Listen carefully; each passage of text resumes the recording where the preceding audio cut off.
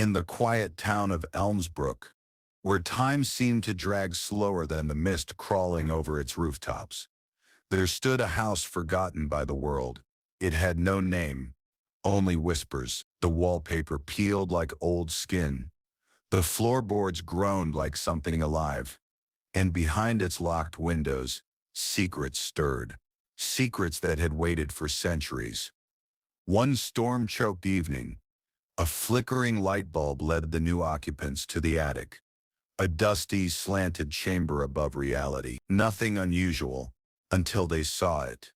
A door. Tall, iron, bolted shut.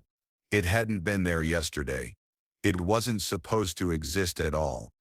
As their fingertips brushed its freezing handle, something moved behind it. Something ancient, something aware, and the door began to whisper. Would you open a door that wasn't there yesterday? Let us know in the comments. Would curiosity win or would you run? Like, share, and subscribe for more dark tales that crawl under your skin and stay there. The wind slammed against the aging house like an angry wave against a cliff. Thunder cracked so loud it rattled the picture frames on the wall. Emily Hart stumbled backward from the attic door, her flashlight wobbling in her hand. What the hell is that? Her younger brother Tyler whispered, his voice trembling as he stared at the door that had no business being there. Emily didn't answer. Her breath had caught in her throat, heart pounding like a war drum. The door wasn't just out of place, it was wrong. The iron hinges twisted like vines, rusted with age yet pulsing subtly, like something beneath them was still alive. They had lived in the house for barely a week, inherited from their estranged grandfather, a man known in Elmsbrook for his reclusive habits and whispered madness. He had died alone in the living room, found days later by a mailman delivering an overdue electricity bill. Their parents, eager to escape the smog of city life, saw the house as a fixer-upper. Emily saw it as a death trap with shingles. But this door, this was something else. There was no door here before, she murmured. Tyler backed up slowly, his foot crunching on a glass shard from an old lantern they'd accidentally knocked over the day they moved in. Let's go. Let's tell Mom. We already checked this attic like 3 times, Emily said. We boxed up all those moth-eaten books, cleaned out the trunk with the creepy dolls, remember? No door. Maybe we missed it. She shot him a look. It's 6 feet tall and made of iron. We didn't miss it. They both jumped as the doorknob rattled. Not twisted, not turned, rattled. Like someone or something was locked inside and trying to get out. They froze. The flashlight dimmed, flickered. In the shadows, the outline of the door appeared to shimmer ever so faintly. A low hum started vibrating in the air around them. Something almost imperceptible, like a growl heard through water. Tyler stumbled backward, nearly falling down the attic stairs. Nope, no, we're not doing this. Emily held her ground for a second longer. She was the older sibling, the braver one, the rational one. But even she couldn't explain why her legs refused to move, why her gaze stayed glued to the door. There was something behind it, watching, listening, waiting, mating, mating, mating. Downstairs, their parents were arguing about plumbing. Miss Hart had found something unusual in the basement, strange markings carved into the concrete wall behind the furnace, like sigils drawn by someone trying to keep something in or out. Why didn't your father tell us about this? Mrs. Hart snapped. Because my father was insane, he replied. That much seemed increasingly likely. Later that night, Emily lay in bed, staring at the ceiling, unable to sleep. The door haunted her thoughts like a splinter in her mind. She couldn't stop imagining it, its texture, its shape. The way the handle twitched under her hand like a living thing. At exactly 3:03 a.m., she heard it, a thump, then another. From above, the attic. She shot upright. Across the hall, Tyler was already awake, peeking out his door. You hear it too? He whispered. They met at the base of the attic stairs, flashlights in hand. The house was still, eerily so. No wind, no creaks, Not even the soft ticking of the hallway clock. Only the thuds, growing louder. Emily turned the knob slowly, and the attic door creaked open. The air inside was colder than it should have been, much colder. Their breath fogged up before them. The flashlight beams cut through the dust, highlighting floating particles like tiny spirits in suspension. And there it was again. The door. Only now, it was open a crack. A thin line of red light spilled out from the opening, flickering like fire but casting no warmth. The siblings exchanged terrified glances. "I didn't open it," Emily hissed. "I didn't touch it either," Tyler said. "Then who?" The crack widened. From behind it came a sound like weeping wet, guttural, inhuman. It didn't sound like it came from a throat. It sounded like it came from beneath the earth. Emily reached for the door before her brain caught up. Her fingers trembled, just barely grazing the edge. The door slammed shut, the metal shaking with a metallic clang that shook the entire attic. They bolted. The next day, their parents acted like nothing happened. No sounds, no door, no questions. When Emily demanded they look, her mother sighed and followed her up the stairs. But the attic was empty. No iron door, just cobwebs and boxes. "You're both spending too much time on horror movies," their father muttered. But that night, the humming returned, and the door reappeared. And the third night, Emily made a choice. She was done being scared. She returned to the attic with a camera, determined to capture the thing and prove she wasn't losing her mind. She set the tripod facing the door and left it recording all night. In the morning, she and Tyler played back the footage. For 5 hours, nothing happened. Then at 3:03 a.m., the camera began to shake. The door appeared suddenly. 1 second it wasn't there. The next it phased into view like a ghost being summoned. The door opened, and from it emerged a hand, long, pale, veined with black, its fingers impossibly thin, with nails like cracked obsidian. The hand reached out, hovering over the camera, and then the screen went black. They stared at each other in silence. "I think it saw us," Tyler whispered. That night, the house didn't sleep, and neither did they. Midair, shoes still neatly by the door, untouched. Lenora cracked after that. She tried to run out barefoot, screaming into the night. But the moment she crossed the threshold, the wind swallowed her. Just gone. No scream, no trace. Now only Elias and Samuel remained. They stopped eating. The food turned to maggots by the time it touched their lips. The house groaned like something waking up. Sometimes it rained inside. Always cold, always from the ceiling above the door they couldn't open. The door beneath the stairs. One morning, Elias woke up and found Samuel's room empty. The chalk marks had all gathered into one enormous spiral on the floor, and in the center lay Samuel's heart, still pulsing. The door beneath the stairs stood open. With nothing left, Elias walked down into the dark. The walls breathed. He heard Ruth's laughter, Eliza's hum, Lenora's lullaby, all of it echoing behind that basement door, now ajar, the air bleeding shadows. As he stepped through, he whispered, "I should have listened." And then, he was gone. Their shoes remain to this day. 5 pairs, perfectly aligned, not a speck of dust on them. The townspeople don't speak of the Callaways, but every new generation hears the same warning passed down from their elders. Don't go up the hill. Don't enter the Marrow House.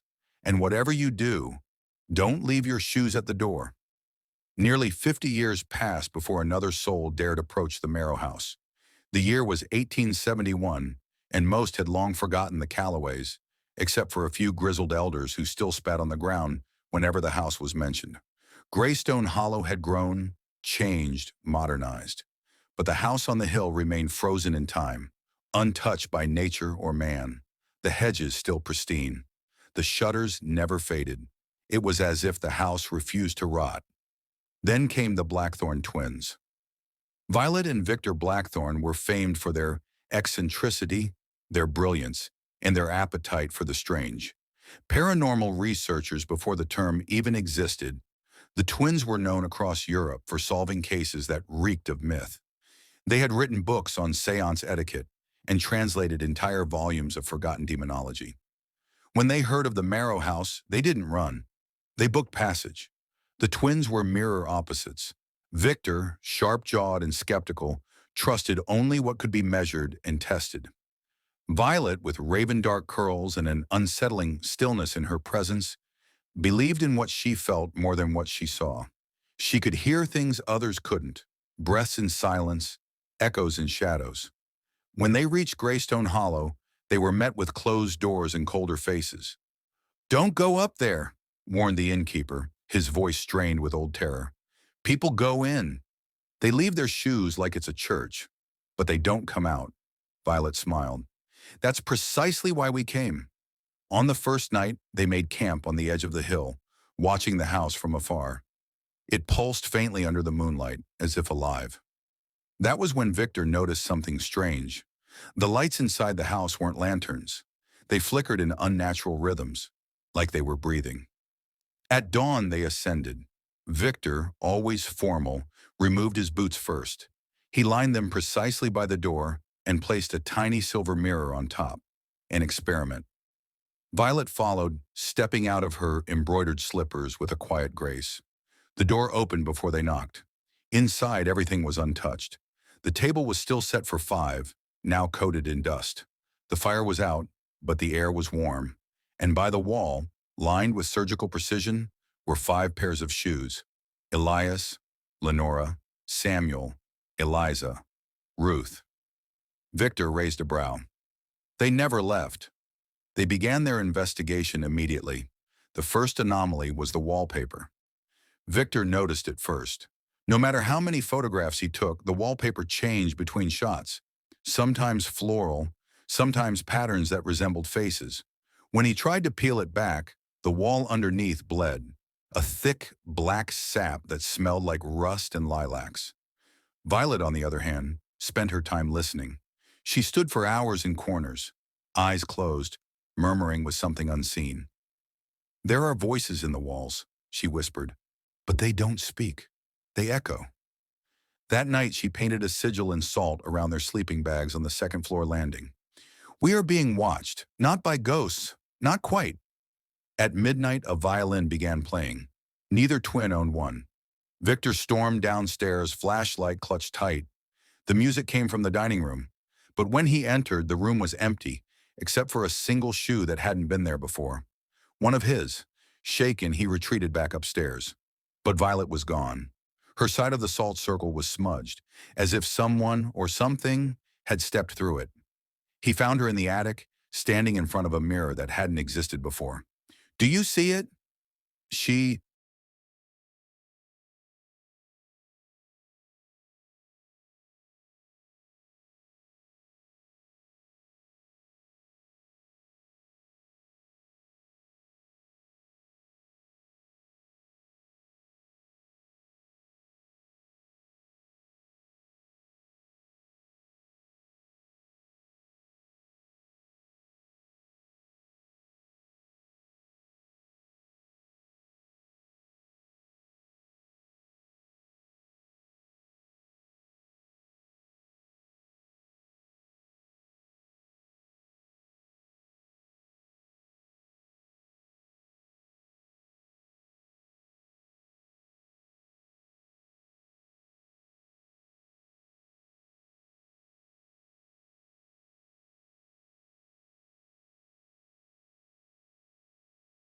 asked without turning.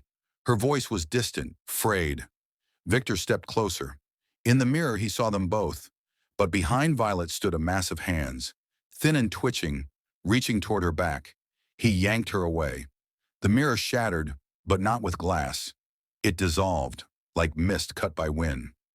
The twins documented every incident, the endless hallway on the second floor that always led back to the same door, the whispering book in the study that bled ink when opened, the shadows that cast without light.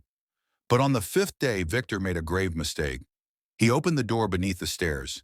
Inside was nothing at first, just pitch, cold air, thick like syrup. Then came the ticking, like hundreds of clocks, all out of sync. Victor descended. Violet screamed from above, begging him not to. Her voice warped and slowed as he went deeper, as if time bent differently in the space below. He emerged an hour later, but Violet swore he had been gone for 2 days. His beard had grown. His hands trembled. "There's something down there," he whispered. "It remembers. It catalogs us." He refused to speak of what he saw, only that they needed to leave. But when they reached the front door, it was gone. Not closed, not locked. Gone. As if the frame had melted into the wall. The windows, too, were gone. Now nothing but painted illusions. Violet grew pale and thinner by the hour. She stopped eating. Sometimes she spoke in other voices, even backwards. Her skin began to show marks, bruises in the shape of fingers on her shoulders, neck, ankles, invisible hands. Victor tried to burn the house. He poured oil, lit torches, but the flames wouldn't catch. They danced in the air, laughed in high-pitched chimes, then vanished. On the seventh night, Violet disappeared. Her final journal entry read, "It showed me the others, the Callaways, and more. So many more. They are still here. It doesn't kill. It collects." Victor was alone now. The next morning he found her shoes placed beside his by the door, neatly aligned, and he simply sat on the stairs, head in hands, whispering the same line over and over. "It catalogs. It remembers. It waits." His voice was never heard again. But the villagers say, if you stand at the base of the hill on a quiet morning, you can hear a violin playing just inside the walls. And now beside the Callaway's shoes are two more pairs, the Blackthorn twins, gone, forgotten by all but the house. The year was 1913.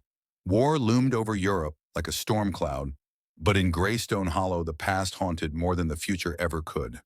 The Marrow house still stood on its lonely hill, ageless, untouched. Its windows reflected no light. Its porch never gathered dust. Children in the village dared each other to run up the hill and touch the door. Most never made it past the gate. The Delacroix orphans had no such luxury. Lillian, Thomas, and baby Isadora had no one left. Their parents had perished in a fire that consumed the old chapel, leaving behind only scorched hymnals and a cracked crucifix. A distant uncle had arranged for them to be housed somewhere, out of the way, somewhere with space. The town officials, eager to be rid of three mouthless grief shadows, spoke the forbidden words. "The Marrow house is vacant." The nuns at the convent crossed themselves. One spat on the floor. The oldest among them whispered, "They're sending those poor children to die." But nobody listened. On a fog-thick morning in late October, the children arrived at the hill. A horse-drawn carriage delivered them silently. No one came to greet them. No caretaker, no matron. Just a note nailed to the front door. "Leave your shoes at the door. The house remembers." Lillian, the eldest at 13, held Thomas's hand tightly. He was only 9 and trembled like the last leaf on a dying branch. Isadora, not yet 2, made no sound. Her eyes, pale and watery, fixated on the house as if she recognized it. They removed their shoes, 3 pairs, delicately placed on the porch. The door opened. Inside, everything was pristine. Too pristine for a house long abandoned. The hearth glowed. Curtains swayed in a breeze that didn't exist. Toys waited in the nursery upstairs, still wrapped in ribbons. A cradle rocked on its own, creaking softly. Lillian should have run, but they had no other home. That first night, the house was kind. Beds warmed themselves. The kitchen cooked without help. Isadora laughed for the first time since the fire, crawling after lights that danced just out of reach. Thomas explored the attic and found old trunks filled with marionettes and masks. "I think it likes us," he said. But Lillian noticed things. The shadows moved strangely. Paintings changed when she wasn't looking. The house hummed, especially when Isadora slept. On the second night, Lillian woke to find Thomas standing at the foot of her bed. His face was pale, lips moving silently. She sat up. "Tommy?" He blinked. Then,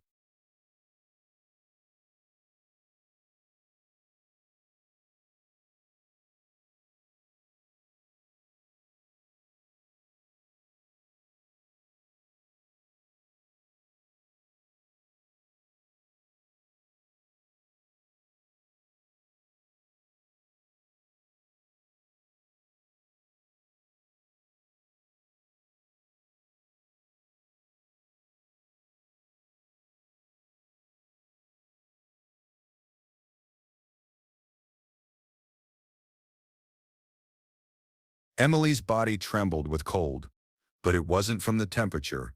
She felt as though she were drowning, the weight of the house pressing down on her, crushing her under the weight of the thing that had been waiting for her all along.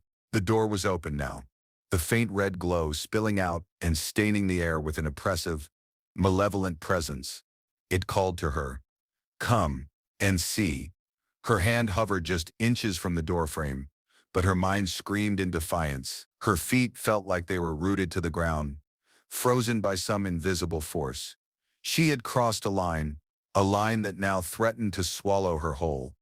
The thing behind the door wasn't a curiosity. It wasn't some half-formed nightmare. It was real. And it was waiting for her. A shadow flickered from behind the door. No, not a shadow. It was something else. The air felt wrong. She felt it in her gut. Something had crossed into this world from beyond. It wasn't from the house. It wasn't from Elmsbrook. It was something old, a force that existed outside of time and space. A thing that thrived in the darkness and pulled at the fabric of reality itself. Her pulse raced. She wanted to scream, but the words were caught in her throat, trapped by the suffocating fear that now gripped her heart. The voice behind the door became clearer. It wasn't just a whisper anymore. It was a low murmur, almost soothing, as if it were trying to lull her into a trance. Come. The walls of the room seemed to ripple, as though the entire world was distorting around her. The shadows stretched, bending, warping into something alive. Her thoughts were no longer her own. A part of her, a part she didn't recognize, wanted to step forward, to cross that threshold, to open the door wider and see what lay beyond. She felt like a puppet on strings, her movements no longer under her control. Come. She couldn't. She had to fight it. Emily clenched her fists, shaking her head violently. No. She wasn't going to give in. She wasn't going to open that door. But as soon as she thought she had regained control, the whispers returned, louder than ever, filling every inch of her mind. They were growing, multiplying, their voices crashing together like a wave. You're here now. It sees you.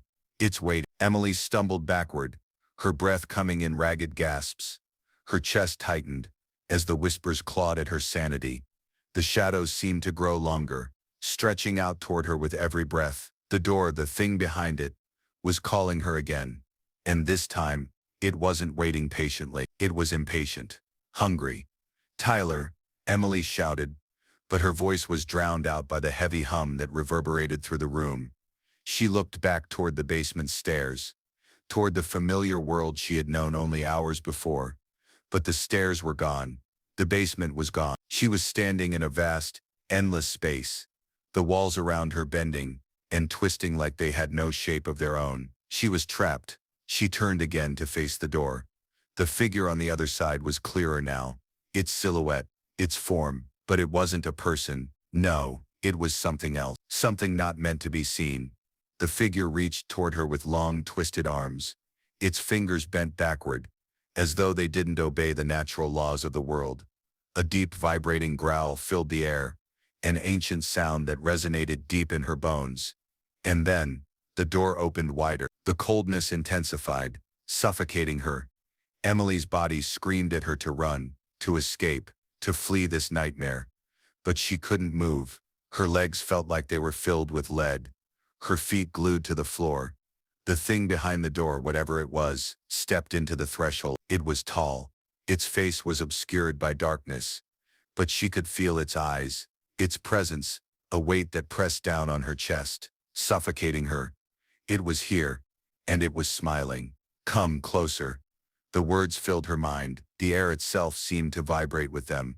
Her head spun. She felt dizzy, lightheaded, as though the world were slipping away beneath her. She stumbled forward, compelled, her body no longer her own.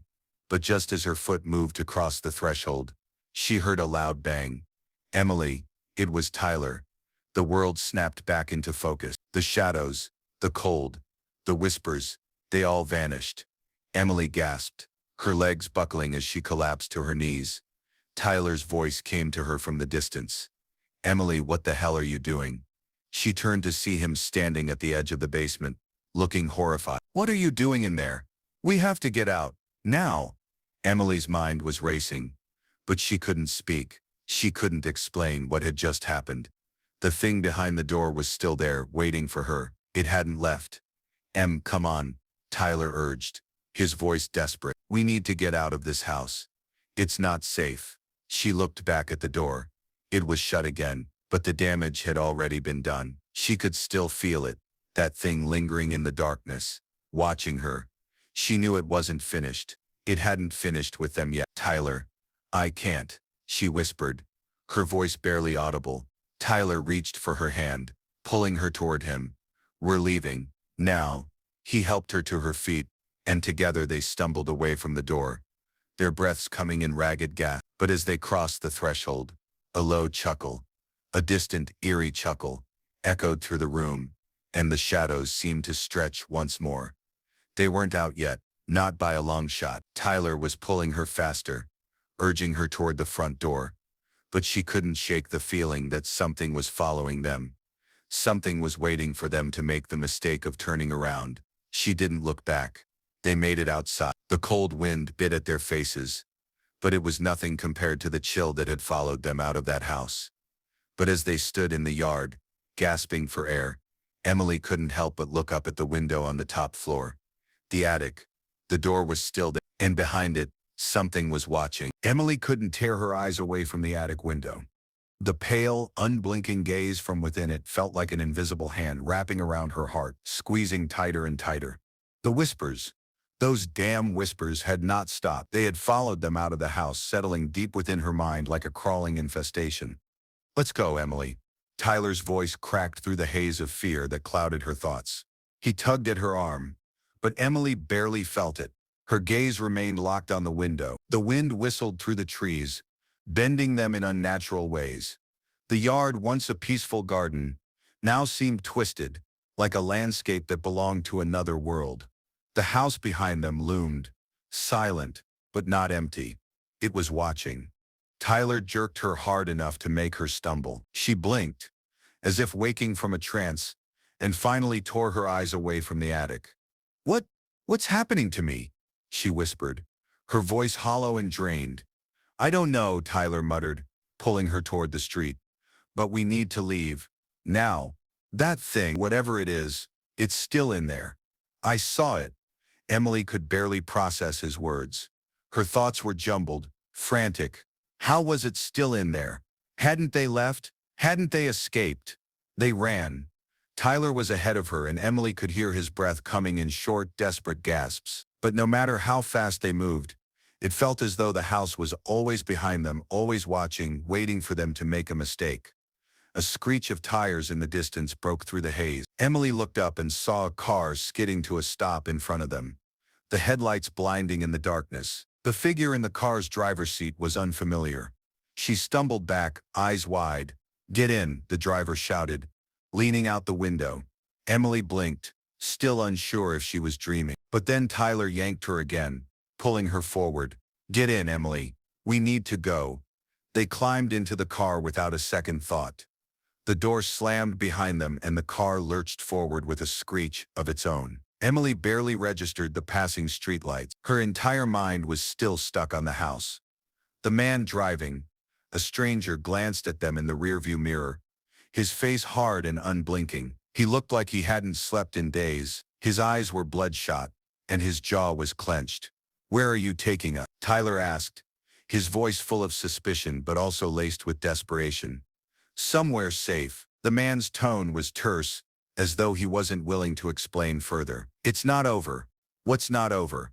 Emily whispered, her voice trembling. She felt like she was drowning again. The world outside the car blurred past, and the familiar landscape of Elmsbrook slipped away into a darker, unknown place. The man didn't respond immediately. His grip tightened on the wheel, knuckles white. He glanced at them both. The house. It's not just any house. What do you mean? Tyler demanded. But Emily felt a coldness in her gut at the man's words. The house wasn't just any house. They had known that. They had felt it. The man's face tightened, his expression growing more grim. The door you found, it's been there for a long time. The house has always had one. It calls to people, Emily's stomach dropped. She gripped the edge of her seat. What do you mean it calls to people? What's behind the door? What does it want with us? The man's eyes flicked to the rearview mirror again, and for a brief moment, Emily thought she saw something unnatural flicker in his eyes. It was too fast to be sure, but the feeling of wrongness swept over her again. That thing behind the door, he said quietly, isn't just a ghost. It's something else, something ancient, and it feeds on those who open it. Emily's breath caught in her throat.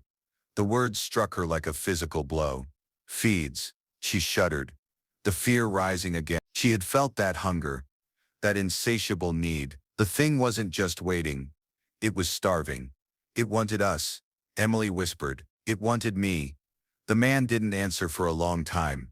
But when he did, his voice was barely above a whisper. It wants all of you. Tyler's hand shot out to grip Emily's, as if he could protect her from whatever horrors they were now barreling toward. Why didn't you tell us this before?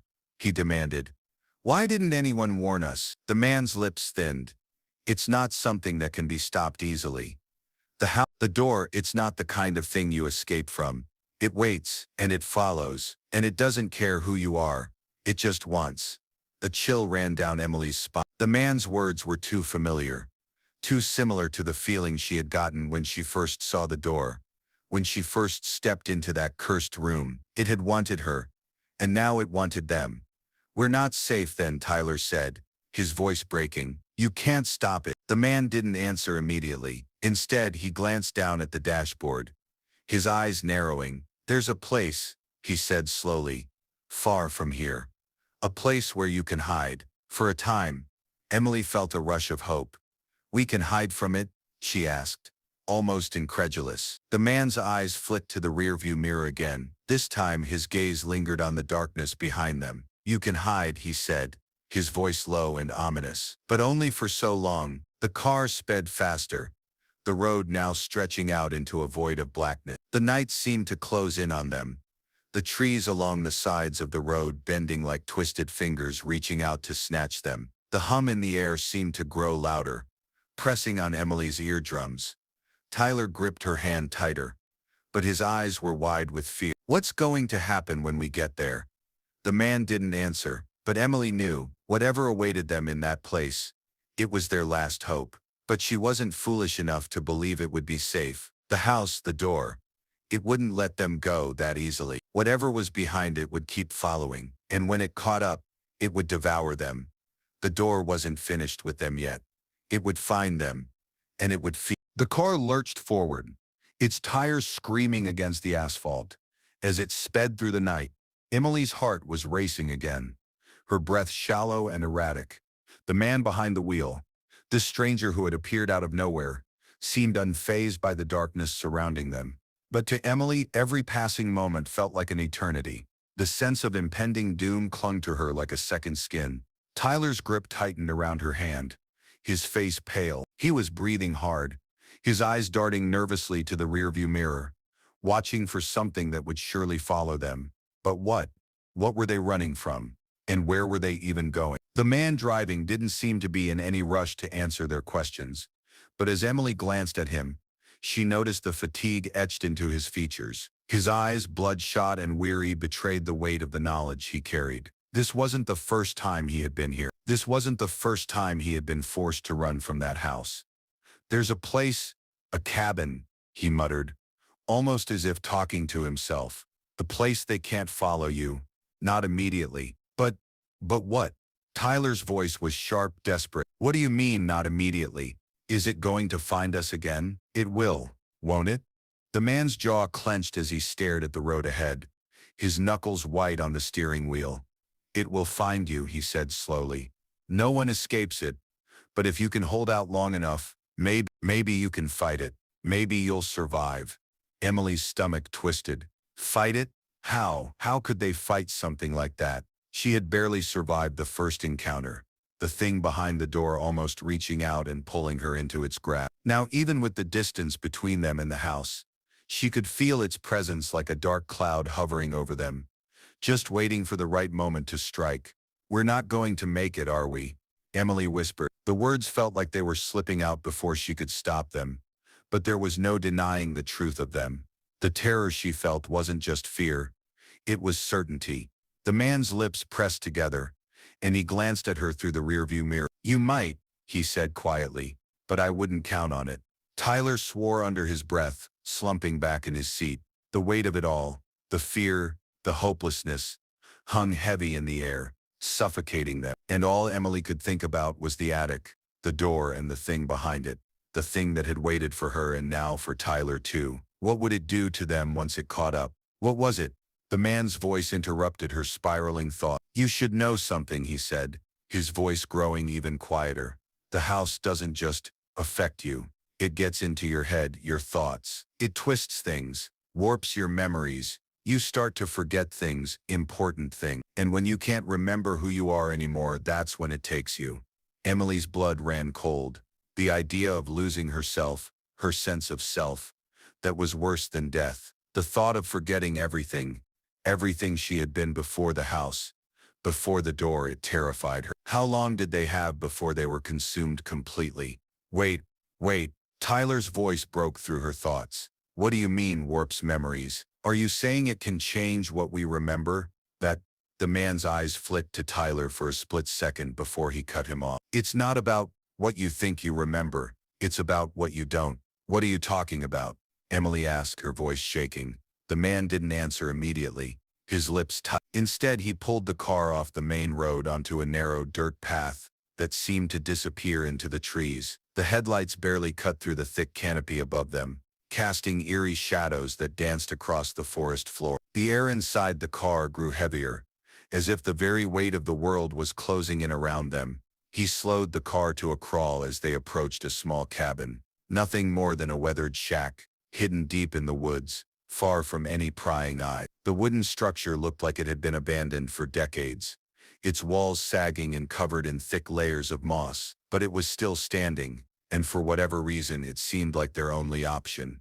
"We're here," the man said, his voice low, almost grim. "For now, at least." He parked the car and turned to face them. "This place is as safe as it gets, but it won't keep you hidden forever. It knows you're here. It always knows." The silence that followed was deafening. The weight of his words sank into the pit of Emily's stomach, pulling her deeper into a feeling of helplessness. How could they keep running? How could they keep hiding from something that always found them? "Why do you know all this?" Tyler's voice trembled, as though he wasn't sure if he wanted the answer.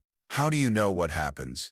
The man's eyes darkened, and for a brief moment his gaze became distant, like he was lost in a memory of something long past. "Because I was once like you," he said, his voice rough. "I thought I could run, thought I could escape.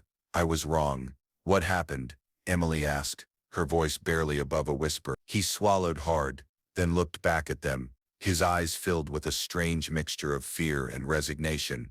"It caught me," he said simply, "and I became like one of them. But I got out, at least for a time." Emily's mind raced. He became like one of them. What did that mean? Was he still human? The man didn't offer any more details, but he didn't need to. The look in his eyes told her everything. Whatever had happened to him, whatever had been done to him in that house, it had changed him deeply.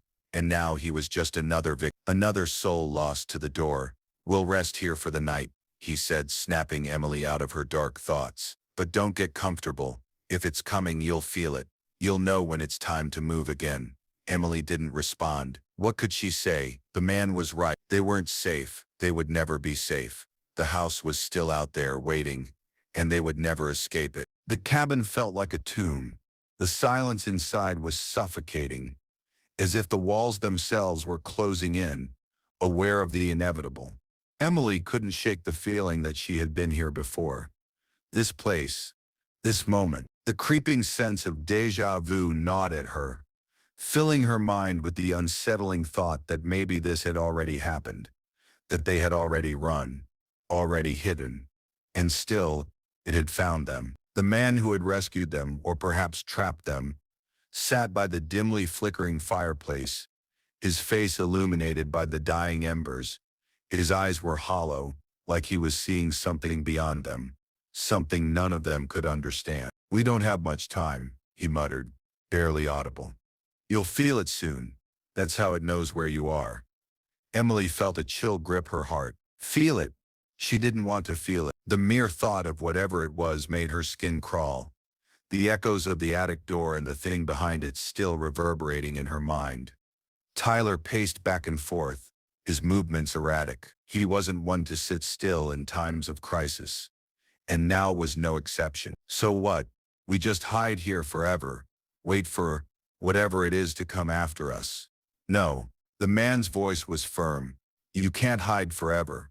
It's not about hiding, it's about surviving. When it comes, you fight, or you die. Emily looked at him, her gaze pierced. How do we fight it? He didn't answer right away. Instead, his eyes darted to the ceiling, as though listening for something. A long, tense silence filled the cabin before he spoke again, his voice low and grim. You fight it with the truth. That's the only weapon you have left. You have to remember who you are. Before it took you, before it stole your memories. If you can keep the truth inside you, if you can hold on to it long enough. The words trailed off, and the room grew colder. Hold on to it, Tyler interrupted. That's it. That's all we have to do. Just keep pretending we're still who we were. The man stood up abruptly, his eyes flashing with something dark. It's not pretending, it's surviving. You don't understand. The house, the door, it takes your soul, piece by piece, until there's nothing left. It feeds on who you were, what you were. If you forget yourself, if you give in to its lies, you'll be lost. There'll be no coming back. Emily shuddered, her hands trembling. The thought of losing herself, becoming a shell, an empty vessel, it was too much to bear. Her entire life, all the people she loved, every memory she cherished, were hanging by a thread, and the thing that waited for her, behind that cursed door, would rip them all away if she wasn't careful. You have to be ready, the man continued, his voice now heavy with urgency. It doesn't stop, it doesn't sleep, it doesn't tire. When it comes, you will know, it will call to you. Emily felt a weight in her chest. That feeling of being watched, of being followed, had never left her. No matter how far they ran, no matter how much time passed, the door in the attic was always there, looming in her mind. The whispers were growing louder, seeping into her thoughts like poison. But something else was happening. As much as she wanted to deny it, as much as she wanted to forget the house, she couldn't. It was pulling her in, dragging her closer, unraveling her thoughts, erasing her sense of self. She could feel the pull now, like a magnetic force tugging her toward the thing she feared most. Tyler noticed it too. His eyes widened, and he reached for her hand, his voice shaking. Emily, what's happening? I don't know, she whispered, her breath ragged. The room around them seemed to distort, the walls pressing inward. The shadows were alive, moving, shifting, like something was trying to break through from the other side. I can't fight it, Tyler. Her vision blurred, and she gasped for air as if she were drowning. The pressure in her head intensified, the whispers becoming a cacophony, pulling at her mind, tugging at the very essence of who she was. The house wasn't just trying to take her, it was trying to consume her, completely. You have to hold on, the man said urgently, but his voice sounded distant, as if it were coming from a place far away. Don't let it take you. Emily tried to focus, tried to hold on to something, anything, but the darkness was overwhelming. Her thoughts were a jumbled mess, slipping away from her grasp.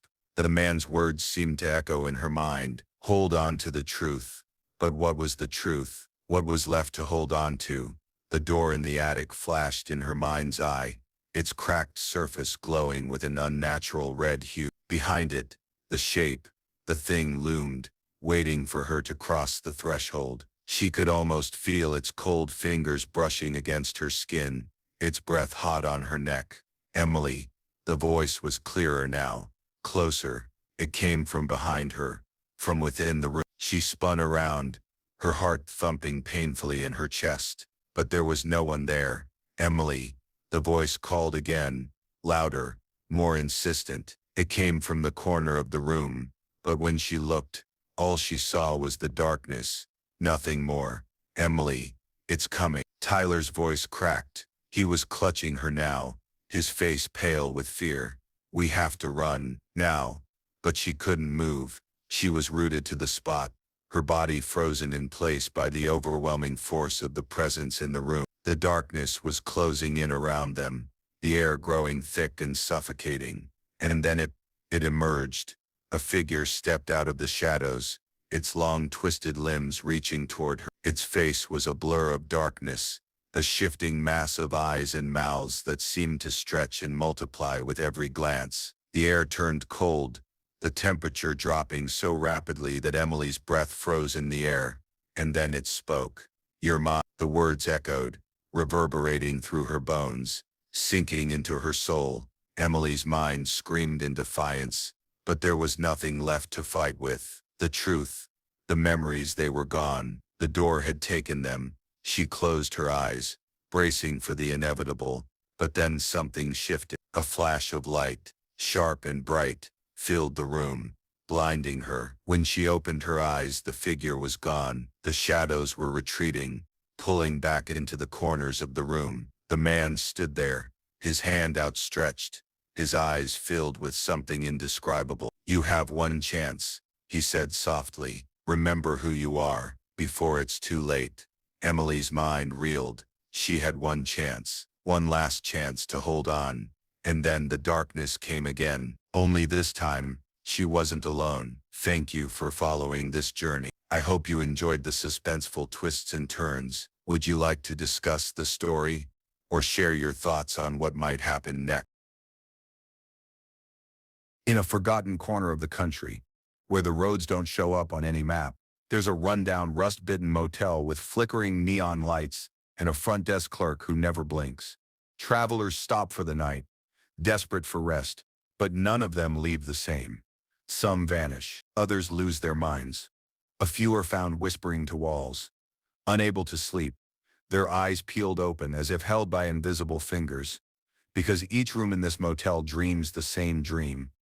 A nightmare so real it breathes. A nightmare that doesn't stop when you wake up. Each generation of visitors brings a new story, a fresh scream, a different way to die. 7 generations, 7 unforgettable encounters with a force that cannot be named, understood, or escaped. Welcome to Whispering Pines Motel, where you don't check out. You're checked in by something older than time and far less forgiving. If you were stranded with no choice but to spend one night in this motel, which room would you choose? Room 1 with the blood-stained mirror, or room 7 with the door that locks from the outside? Don't forget to like, subscribe, and share if you're brave enough to follow each generation's nightmare. Comment below what you think causes all the rooms to share the same dream, or if maybe, just maybe, it isn't a dream at all. The rain fell in thick sheets as Caleb Mercer thumbed a ride along Highway 60, soaked to the bone and miles from anywhere familiar. He'd been hitchhiking west, trying to escape a life of debts and broken promises in Indiana. As night clawed down the sky, headlights emerged behind him. An old Dodge Charger, rust-framed and humming low like a growl. The driver didn't speak, didn't even nod, just slowed, unlocked the passenger door and waited. Caleb climbed in, muttering thanks, trying not to stare at the man's face, if that even was a man. The driver's skin looked waxy, too pale. His eyes didn't blink. "Where you headed?" Caleb asked, silent. Then the driver's mouth cracked open. But instead of words, a slow wheeze came out like air escaping an old balloon. 30 minutes later, the Charger came to a sudden halt outside a roadside building half-eaten by vines and darkness. Neon lights buzzed overhead, Whispering Pines Motel, spelled out in fading red. Caleb looked around, but the car was already gone, taillights swallowed by the storm. He approached the lobby. The air was thick, humid, and smelled of mildew and something faintly metallic. The clerk behind the cracked plexiglass was a woman, maybe. She wore a faded floral dress, and her face was expressionless, like someone who had forgotten how to pretend to be human. "One night," Caleb muttered. "Room's fine. Just for tonight." She handed him a rusted key labeled room. No smile, no instructions. Inside, the room was musty but tolerable. Cigarette burns dotted the carpet. The lamp buzzed like it was alive, and the wallpaper peeled like scabbed skin. Caleb dropped his bag and collapsed on the mattress. That's when he saw it. In the corner of the room where shadows pooled thickest, a figure crouched, arms long, back arched, and face hidden beneath oily black hair. It wasn't there a second ago. He blinked, gone. He checked the closet, empty. Under the bed, dust and wire hangers. Maybe his mind was playing tricks. He hadn't eaten all day, hadn't slept in 2. He turned off the lamp and let darkness swallow him. Then the nightmare began. He was in the motel again, but it wasn't quite the same. The walls pulsed like muscle tissue. The carpet oozed dark fluid with every step. Caleb wandered the halls, which stretched and twisted like intestines. Behind every door he heard screaming. Familiar screams, screams that sounded like his own. He opened room 3's door and saw himself, back arched, arms too long, crouched in the corner. His own face twisted in agony, eyes bleeding black tears. The room caught fire, not with flames, but with a cold heat that froze the marrow. Then he woke up, soaked in sweat, the walls intact, the shadow gone. But the nightmare had left something behind. Scratched into the inside of the bathroom mirror were 5 words, not there before. You are not alone here. He packed up to leave, but the door wouldn't open, not jammed, locked from the outside. Hey, he screamed. Hey, silence. Then footsteps in the hallway. Slow, deliberate, scraping. He peeked through the peephole. No one. He turned. The figure from the dream now stood beside the bed, tall and malformed, its head twitching like a dying fly. Caleb staggered back, grabbed the lamp, threw it. The figure vanished, not like a ghost, more like something melting through the floorboards. His phone had no signal, no bars. He tried calling emergency, only static. When he checked the window, the world outside was wrong. The sky pulsed red. The trees bled. The parking lot was filled with faceless people standing in rows, facing the motel, unmoving, waiting, panicking. Caleb smashed the window and climbed out.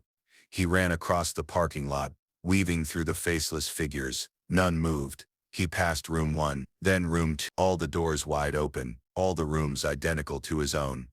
Except every bed was occupied by him, his corpse, repeating, gutted, burned, hanging, eyes gouged. He screamed. Caleb, whispered a voice. He turned. The motel clerk stood by the front door, eyes glowing faintly red, her face cracked like dry mud, mouth opening wider than should be humanly possible. You left something in your room. He turned to run, but the ground gave way beneath him, swallowing him whole. Caleb awoke in his bed. The room was back to normal. The storm had passed. Sunlight peeked through broken blinds.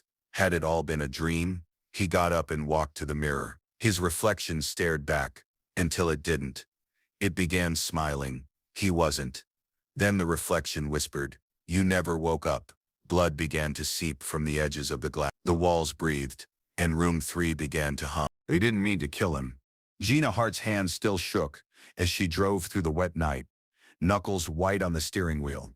Beside her, Trevor slid lower in the passenger seat, hoodie up, face pale. The gun sat heavy in the glove box between them, wrapped in a t-shirt soaked in blood. "We had no choice," Trevor muttered for the 20th time. "He grabbed you. I didn't even think." "Shut up," Gina whispered, eyes scanning the endless road ahead. The headlights caught nothing but blacktop and creeping fog. They ditched the body in a ravine, 30 miles back, wiped the prints, burned the IDs, but that didn't wash away the guilt or the sound of the man's breath bubbling through a punctured lung. An hour passed. No sign of civilization. Then the fog parted, revealing a crooked neon sign blinking red. Whispering Pines Motel. They looked at each other. "We can't keep driving," Gina said. "Let's just get a room, clean up, sleep." Trevor nodded, eyes hollow. Inside the lobby, the clerk stared at them like she'd been expecting them. Same pale skin, unmoving features, and those horrible slow blinks.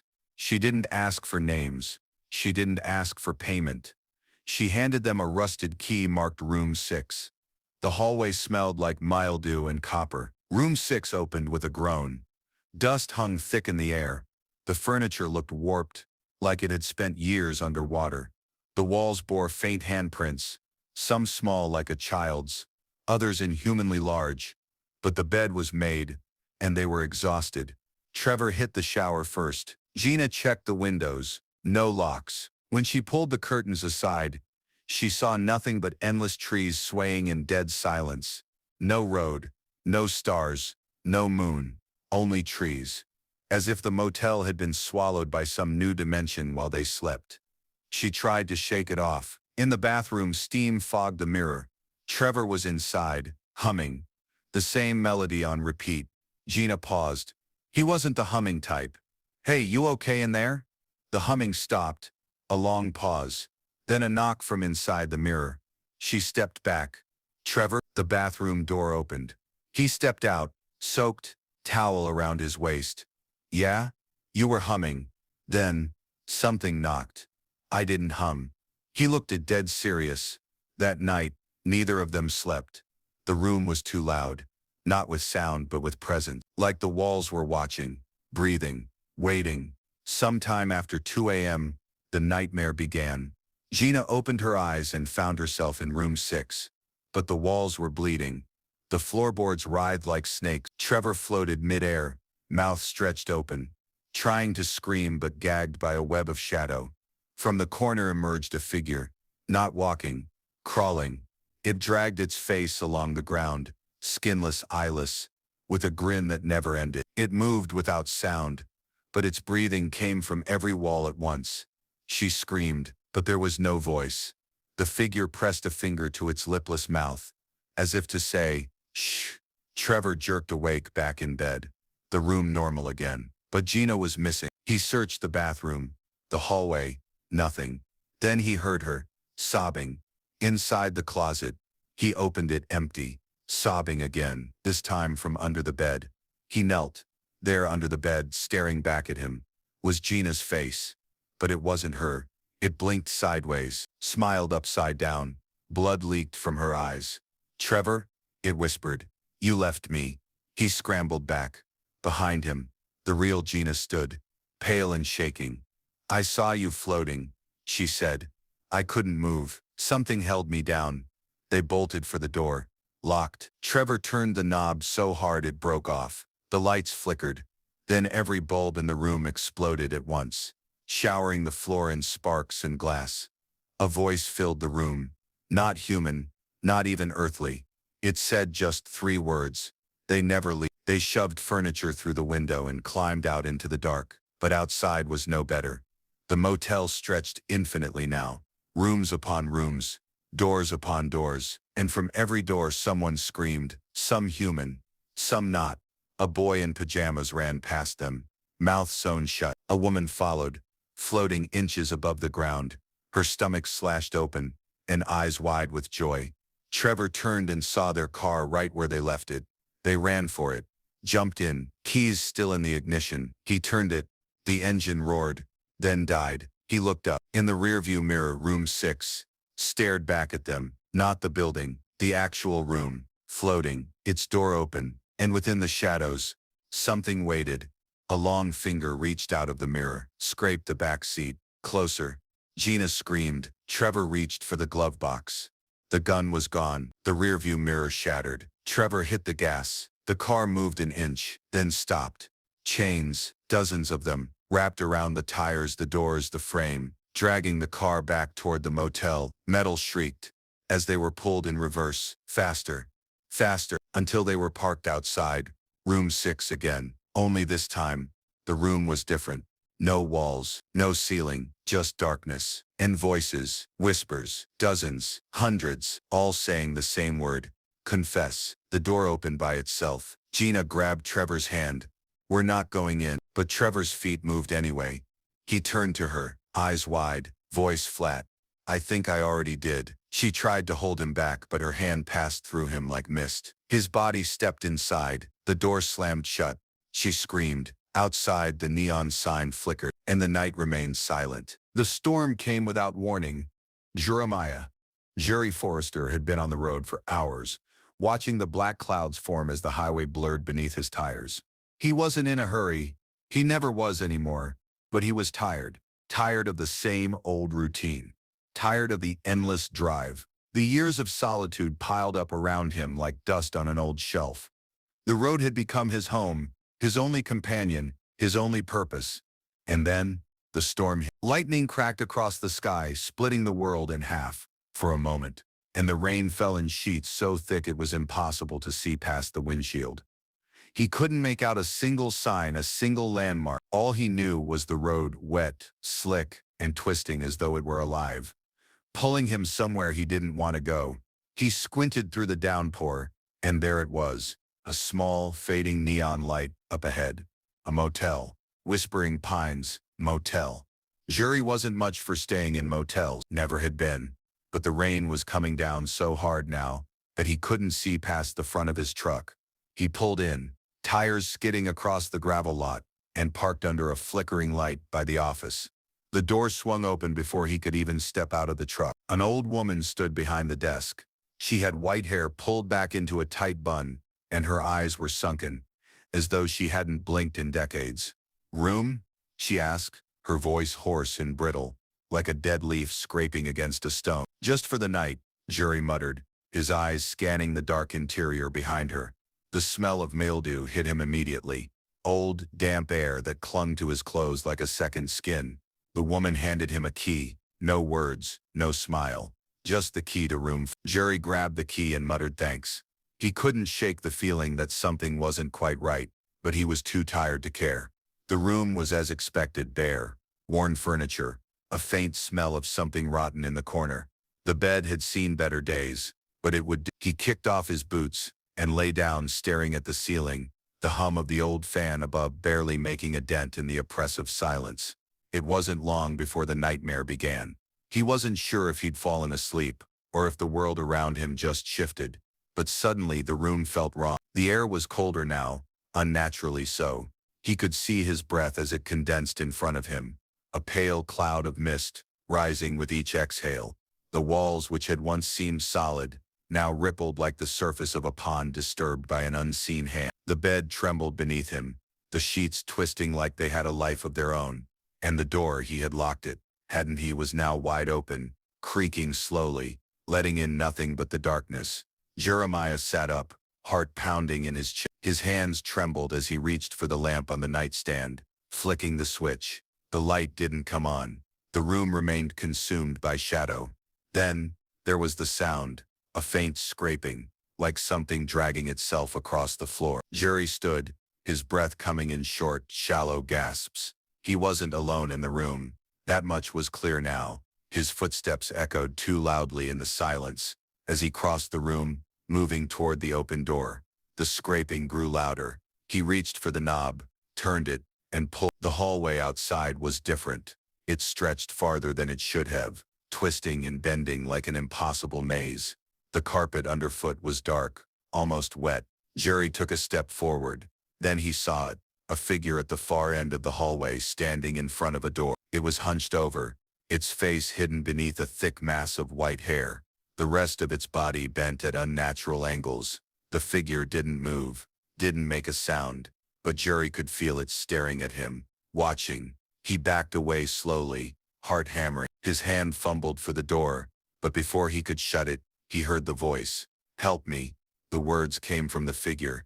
He froze. He had to be hearing things. No one could speak like that. No one could ask for help in such a dead voice. He turned to run, but when he looked down the hallway again, the figure was much closer now, so close that its breath brushed against the back of his neck. He spun around and sprinted back to the room, slamming the door behind him. His hands shook as he locked it. Then, the door handle began to rattle. A whisper in the dark, barely audible. "Let me in." He stumbled backward, his body crashing into the wall. The scraping sound was louder now, and there was something else, something wet, a slow drip, drip. He turned toward the bathroom, his mind screaming at him to stay away, but his feet moved anyway. Inside, the mirror was cracked, jagged lines running across its surface. In the reflection, Jerry saw the figure again. Only this time, it was inside the room with him, standing right behind him, staring at him, with those hollow, lifeless eyes. He spun around. Nothing. But when he looked back at the mirror, the figure was still there. It had moved close, so close in fact, that its mouth was now pressed against the glass. "Help me." The voice was no longer a whisper. It was a scream, one filled with agony, a scream that seemed to tear through the very air itself. Jerry's mind snapped. Without thinking, he grabbed the old, rusted lamp from the nightstand and hurled it at the mirror. It shattered into 1,000 pieces, but the figure didn't disappear. Instead, it crawled out of the shards, its body twisted, bones cracking and reforming, as it pulled itself from the mirror. Its mouth stretched wider than should have been possible, exposing teeth jagged and sharp, like broken glass. Jerry turned and ran. He didn't know where he was going, just away from the thing that was crawling after him, its broken limbs snapping and cracking as it moved faster, gaining on him. He reached the door, locked. The hallway outside was silent now. He turned back. The figure stood in the doorway, its body now fully formed, fleshless, skin stretched taut over bones, and it smiled. "Help me." The darkness swallowed him whole. Kara Sullivan was a woman on a mission. At least she used to be. She had been driving for hours, not sure where she was headed anymore. The road had become a blur, the sky dark and stormy, the landscape stretching out in endless monotony. It was supposed to be a short trip. She'd been on her way to visit her sister in the next state, but somewhere between the rain and the unyielding darkness, she had gotten off track, lost. Now her phone had no signal, and the gaslight on her dashboard blinked an angry red. Just as her panic began to set in, she saw it, another motel up ahead. Whispering Pines Motel. At least she thought. It would give her a chance to rest and figure out where she had gone wrong. She pulled into the parking lot, the tires crunching over wet gravel, and stepped out of the car, her shoes sinking into the mud. The air was thick, damp, almost suffocating. There were no other cars in sight, and the building loomed like a dark, foreboding shadow, its neon sign buzzing weakly, casting an eerie red glow across the parking lot. Kara hesitated for a moment before walking toward the front door. The bell above the door jingled as she entered, and she was met with a smell, a sour, decaying odor that made her stomach turn. The clerk behind the counter was an older man, his face gaunt, his eyes empty. He didn't speak as she approached. He just handed her a key to room 4. She didn't question it. Tired, irritated, and far from feeling any sense of comfort, she grabbed the key and made her way to the room. Room 4 was cold. Cold in a way that went beyond just a lack of heat. It felt dead. Kara walked around the room, inspecting every corner, every worn piece of furniture. But there was something unsettling about it. The bed, perfectly made, stood in the middle of the room, but something about it seemed off, as if the air around it vibrated with a strange energy, an unseen weight. She dismissed the feeling and took a quick shower, hoping the hot water would wash away the exhaustion from her bones. Afterward, she stood in front of the mirror, brushing her hair, trying to focus on her reflection, to center herself in the emptiness of the motel room. But there was something about the mirror, something that didn't belong.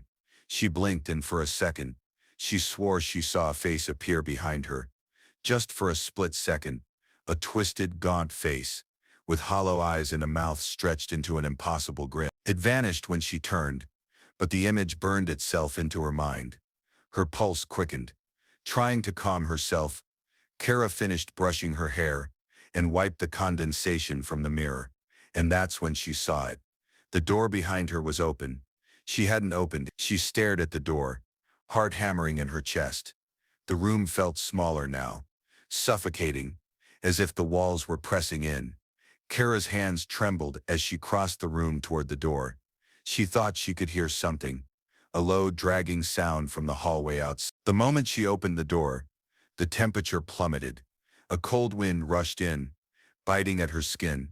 A voice whispered from the hallway, "You can't leave." Kara froze. Her breath caught in her throat, but the words had already been spoken. She didn't want to look, but her body moved against her will, her feet dragging her out of the room. She passed through the hallway, her heart pounding louder with each step. The light above her flickered with a faint buzzing sound. The air around her seemed to hum, vibrating as if the building itself were alive, alive and waiting. Ahead of her was the source of the sound, the same dragging noise, scraping along the floor. The closer she got, the more she could hear the faint wetness of it, the slapping of something heavy being dragged across the floor. And then she saw it, a shadow tall and twisted creeping toward her. It was impossible to make out its features, but she could tell it was no human. The shape loomed, larger than it should have been, its body contorting and shifting unnaturally, like something trying to escape from the very walls of the motel. Her legs froze. She couldn't move. The thing was dragging itself toward her. Its mouth opened, wide, too wide, revealing jagged teeth, a grin that was not only terrifying, but hungry. It dragged one arm forward, nails scraping on the ground. But as it moved closer, Kara realized what it was dragging. A body. Her body. She gasped, taking a step back. The face of the body wasn't hers, but it was unmistakably familiar. It was a face she'd seen in the mirror earlier. The same hollow eyes, the same impossible grin stretched wide, and the same empty void that filled its stare. The creature whispered again, but this time the voice was louder. "You should have left. Now you're one of us." Panic flooded Kara's veins. She turned and ran back toward the room, slamming the door behind her. But it was too late. The walls of the motel were changing, shrinking, twisting. The hallway behind her was no longer where it had been. It was now a maze of shifting doors, closing and opening on their own. Walls bending in unnatural angles.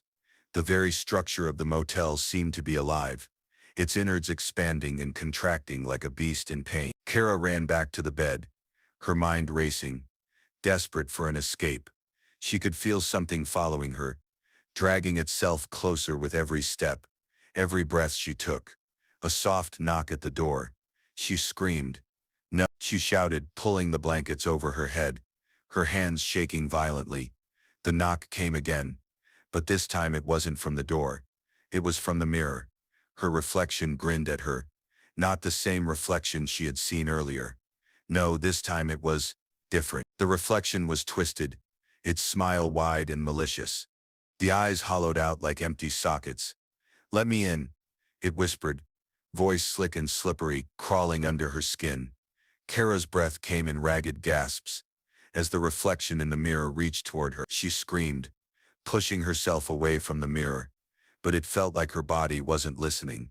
She could see the darkness creeping over the edges of her vision. The figure in the mirror was coming out, pulling itself through the glass, reaching with long, clawed hands. Before she could stop herself, she slammed her fist against the glass. It shattered, and then she felt nothing. Tom Barnes had never believed in ghosts. In his line of work, skepticism was a necessity. He'd spent years investigating strange occurrences, but he always found logical explanations: faulty wiring, sleep deprivation, tricked minds, ghosts, monsters, supernatural entities. They were all stories, nothing more than the fever dreams of those desperate to explain the unexplainable. That was until he found himself at Whispering Pines Motel. Tom had been driving for hours, following a lead from a strange case involving missing persons in the area. He'd arrived hoping to find something, anything that might explain the disappearances. But instead he found himself stuck on a rain-slicked road with no signal and nowhere else to turn. And then, like a beacon in the dark, the flickering neon sign of the motel had appeared. Whispering Pines Motel. He wasn't in a hurry anymore. If there was anything he'd learned from his years of investigation, it was that you never rushed into anything. So he parked the car, grabbed his jacket and made his way inside. The moment he stepped into the lobby, something felt off. The air was thick with the smell of mildew and old leather. The clerk behind the desk was an elderly man, hunched over, his face shadowed by a crooked cap. He barely acknowledged Tom's presence, just handed him the key to room 6 with a wordless grunt. Tom looked at the key, but before he could ask anything, the clerk was already turning away, muttering something under his breath. Something about the last one, though. Tom couldn't catch it. It sounded like a warning. Rooms. He couldn't shake the feeling that it wasn't just coincidence, that it was the same room number mentioned in several of the disappearances. The hallway was silent, dark. His footsteps echoed as he walked toward the room, the air growing colder the closer he got. When he reached the door, it creaked open as if it had been waiting for him. The room was small, worn, but not unusual, until he saw the mirror. Tom paused as he entered. The mirror on the wall was cracked, shards splintering through the glass like spider webs. The reflection of the room was distorted, the colors blending together in strange patterns. The flickering light above gave everything an eerie, almost unreal quality. He couldn't help but reach toward it, his fingers brushing lightly against the edge of the mirror. That's when the nightmare began. He blinked and suddenly the room shifted. The walls stretched outward, the floor dropped, and the bed twisted into impossible angles. The mirror warped, and in the reflection, he saw someone standing behind him. A woman, her face gaunt and pale, her eyes wide and empty. She smiled at him, but it wasn't a smile of comfort. It was one of hunger, of desperation. Tom turned quickly, his pulse quickening, but the room was empty. The woman wasn't there. He rubbed his eyes, unsure if he had just imagined it. But when he looked back at the mirror, her face was still there, staring at him with those hollow eyes.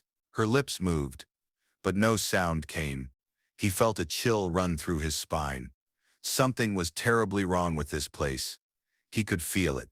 They were here, whatever they were. Without thinking, he turned to leave the room, but the door slammed shut before he could reach it.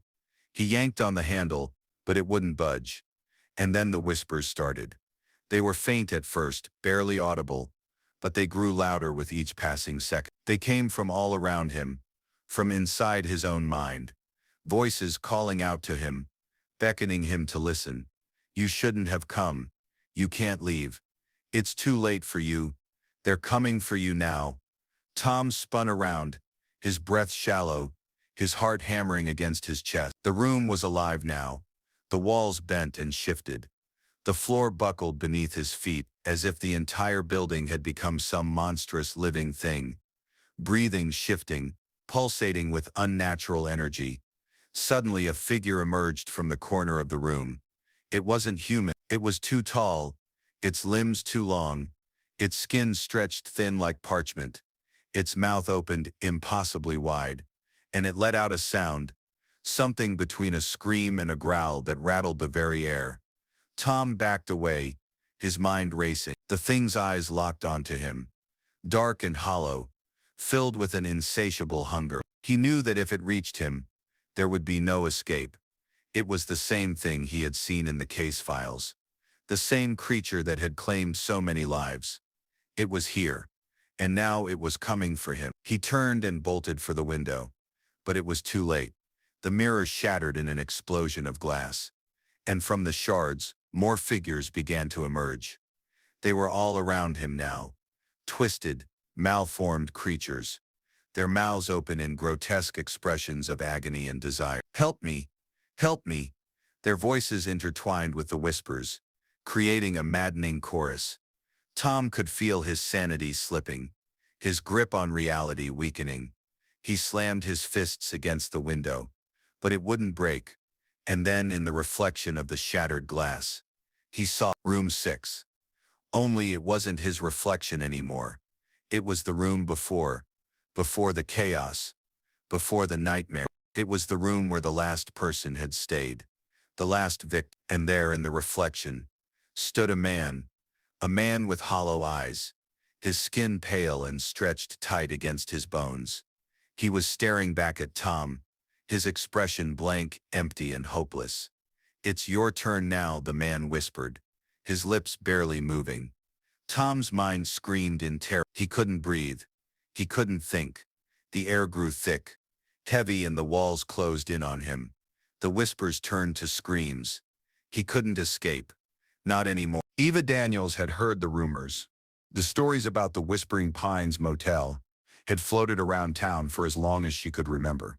Whispers of strange happenings, missing persons, and the unnerving sense that time itself twisted and warped within its walls. But Eva wasn't one for superstition. A practical woman with a sharp mind, she didn't believe in ghosts or monsters. She believed in facts, in science, in logic. Still, the motel had always intrigued her. And tonight, with the storm battering the windows of her car, and no other place to shelter, She found herself in front of the very place she had always avoided. The neon sign flickered as she pulled into the parking lot. She glanced at the rearview mirror and saw nothing but darkness stretching behind her, endless and suffocating. She took a deep breath and pushed the door open, stepping into the oppressive night air. The rain dripped steadily from the roof, a constant rhythmic sound that only heightened her sense of isolation. Inside, the air was musty, like a place untouched for years. The old woman behind the counter didn't seem to notice her at first. She was hunched over, her face obscured by shadow. Only when Eva cleared her throat did the woman look up. Her eyes were pale, almost clouded, and she spoke in a voice that sent a chill down Eva's spine. "Room?" the woman rasped. Eva hesitated for a moment, then nodded. "I'll take whatever you have." The woman didn't speak again, but handed her a key. Room 7. No words of welcome, no smile, just a key. Eva took it, feeling the weight of it in her palm. The moment her fingers brushed the cold metal, the temperature in the room seemed to drop, just slightly, but enough to make her shiver. She had a feeling that she was walking into something that wasn't quite right. Room 7 was just as she expected. Small, worn down, with threadbare carpet and peeling wallpaper. A single bed in the center of the room, an old dresser pushed against one wall, and a small desk by the window. The rain pounded against the window pane, a constant reminder of the storm outside. But it wasn't the storm that unsettled Eva. It was the strange silence that filled the room, a silence that pressed down on her chest and made every breath feel heavier than the last. She unpacked quickly, tossing her bag on the bed, and tried to focus on something, anything to distract herself from the creeping sense of unease. She opened the window just a crack, letting in the fresh, damp air. But even as she did, she couldn't shake the feeling that someone was watching her. The moment she shut the window, it happened. The floor creaked, not the usual kind of creak, but a deep, rumbling sound that seemed to reverberate through the walls. She froze. For a second, she thought it was the building settling, the house groaning under the pressure of the storm. But then, a soft sound, almost like a whisper. She turned, her heart pounding. A shadow darted across the corner of her vision. "Hello," she called out, her voice sounding far too small in the empty room. There was no response, but that's when she saw it on the far side of the room, next to the mirror. A face. It was a woman's face, pale, gaunt, eyes wide and unblinking. The woman was standing perfectly still, staring at Eva with that eerie, hollow gaze. Eva's heart raced, her mouth went dry. She blinked, but the face didn't disappear. It remained there, staring, watching. The woman's lips slowly curled upward into a grin, a twisted, impossibly wide smile. "No," Eva whispered, taking a step back. The face in the mirror moved. It tilted its head to the side, and its lips parted, letting out a soft sound, a laugh, a low, raspy laugh that reverberated through the room, sending shivers down Eva's spine.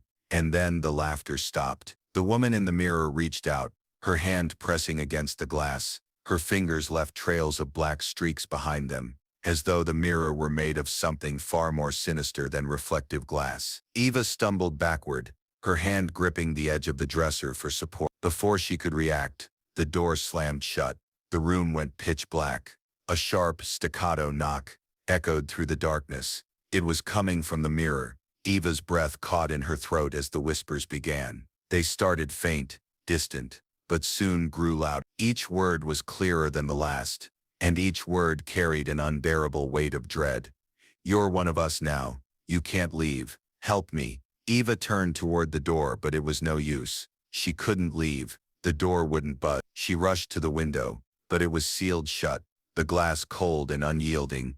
The whispers grew louder, more frantic. The woman's face in the mirror twisted, her features distorting, her mouth widening impossibly. Her eyes, those empty eyes, seemed to draw closer to Eva, reaching out to her through the glass. Eva backed away, unable to tear her gaze away from the mirror, her body moving on instinct. Now, her mind racing, something behind her stirred. The bed, which had been perfectly still, began to shift. The sheets twisted and writhed like something was beneath them, struggling to break free. Eva watched in horror as the bed seemed to grow larger, the mattress bulging, and writhing as if something beneath it was alive. "Help me!" The whispers grew louder, now joined by other voices. Voices of men and women, all calling out for help, all lost, all trapped within this place. Eva's mind spun. The room was collapsing around her, warping, bending. She could see it now. The figures, there were so many of them, hunched figures,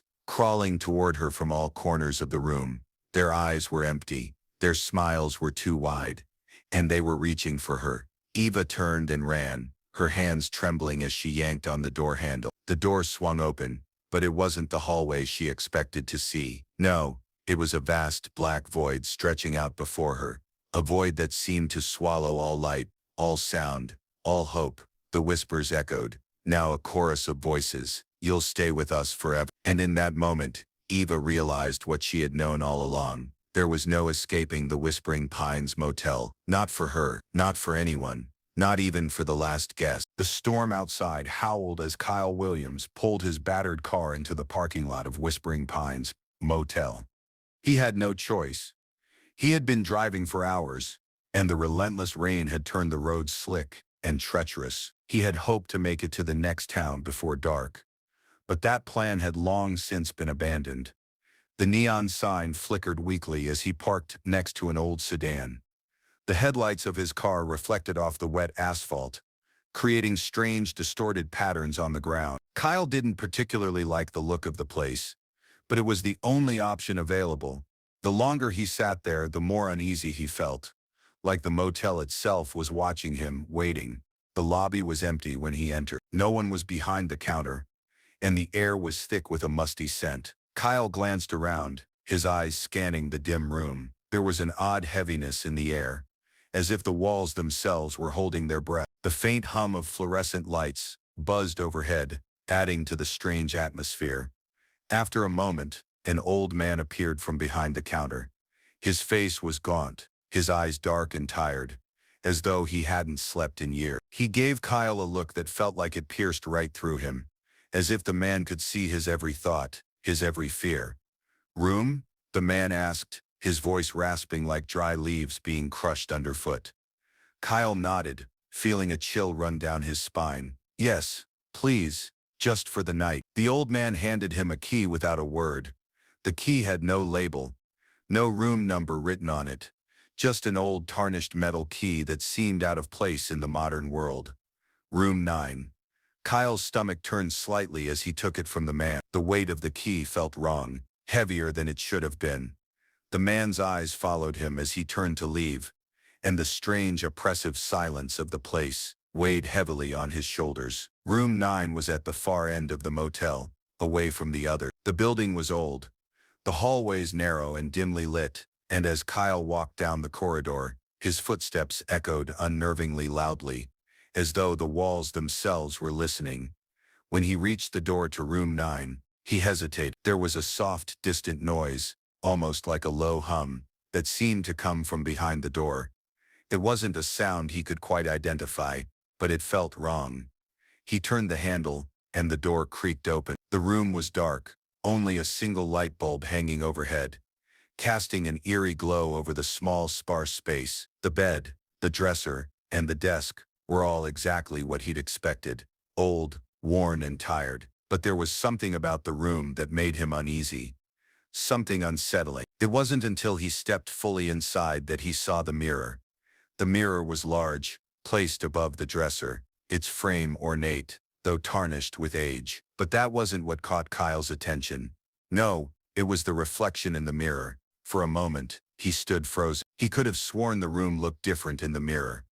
The furniture appeared older, the colors faded, the walls were cracked, peeling, as if the room was decaying, rotting away. And the reflection wasn't quite right either. A shadow seemed to loom in the corner of the room, something that shouldn't have been there. Kyle shook his head, trying to shake off the unease that had settled in his chest. He had been driving for hours, and exhaustion was clouding his mind. He wasn't thinking straight. With a heavy sigh, he tossed his bag onto the bed and collapsed onto it, closing his eyes for a moment. The soft hum of the room persisted in the background, a constant drone that made him feel as though he was drifting in and out of a dream. But the moment his eyes fluttered open again, something had changed. The room was different. The shadows had grown darker, stretching unnaturally along the walls. The bed beneath him felt colder, as if the air around him had dropped several degrees. The hum had intensified, vibrating through the very floor beneath him. And then, the whispers began. They were soft at first, almost imperceptible, but as the seconds passed, they grew louder, more urgent. Kyle sat up, his heart racing as the whispers became clear. "Leave, you can't stay here, they're coming for you." A sudden banging noise came from the door. Kyle's heart jumped in his chest. He stood, trembling, his eyes darting toward the door. It was locked. It had been locked when he came in. Another bang, loud, a rattle of the handle.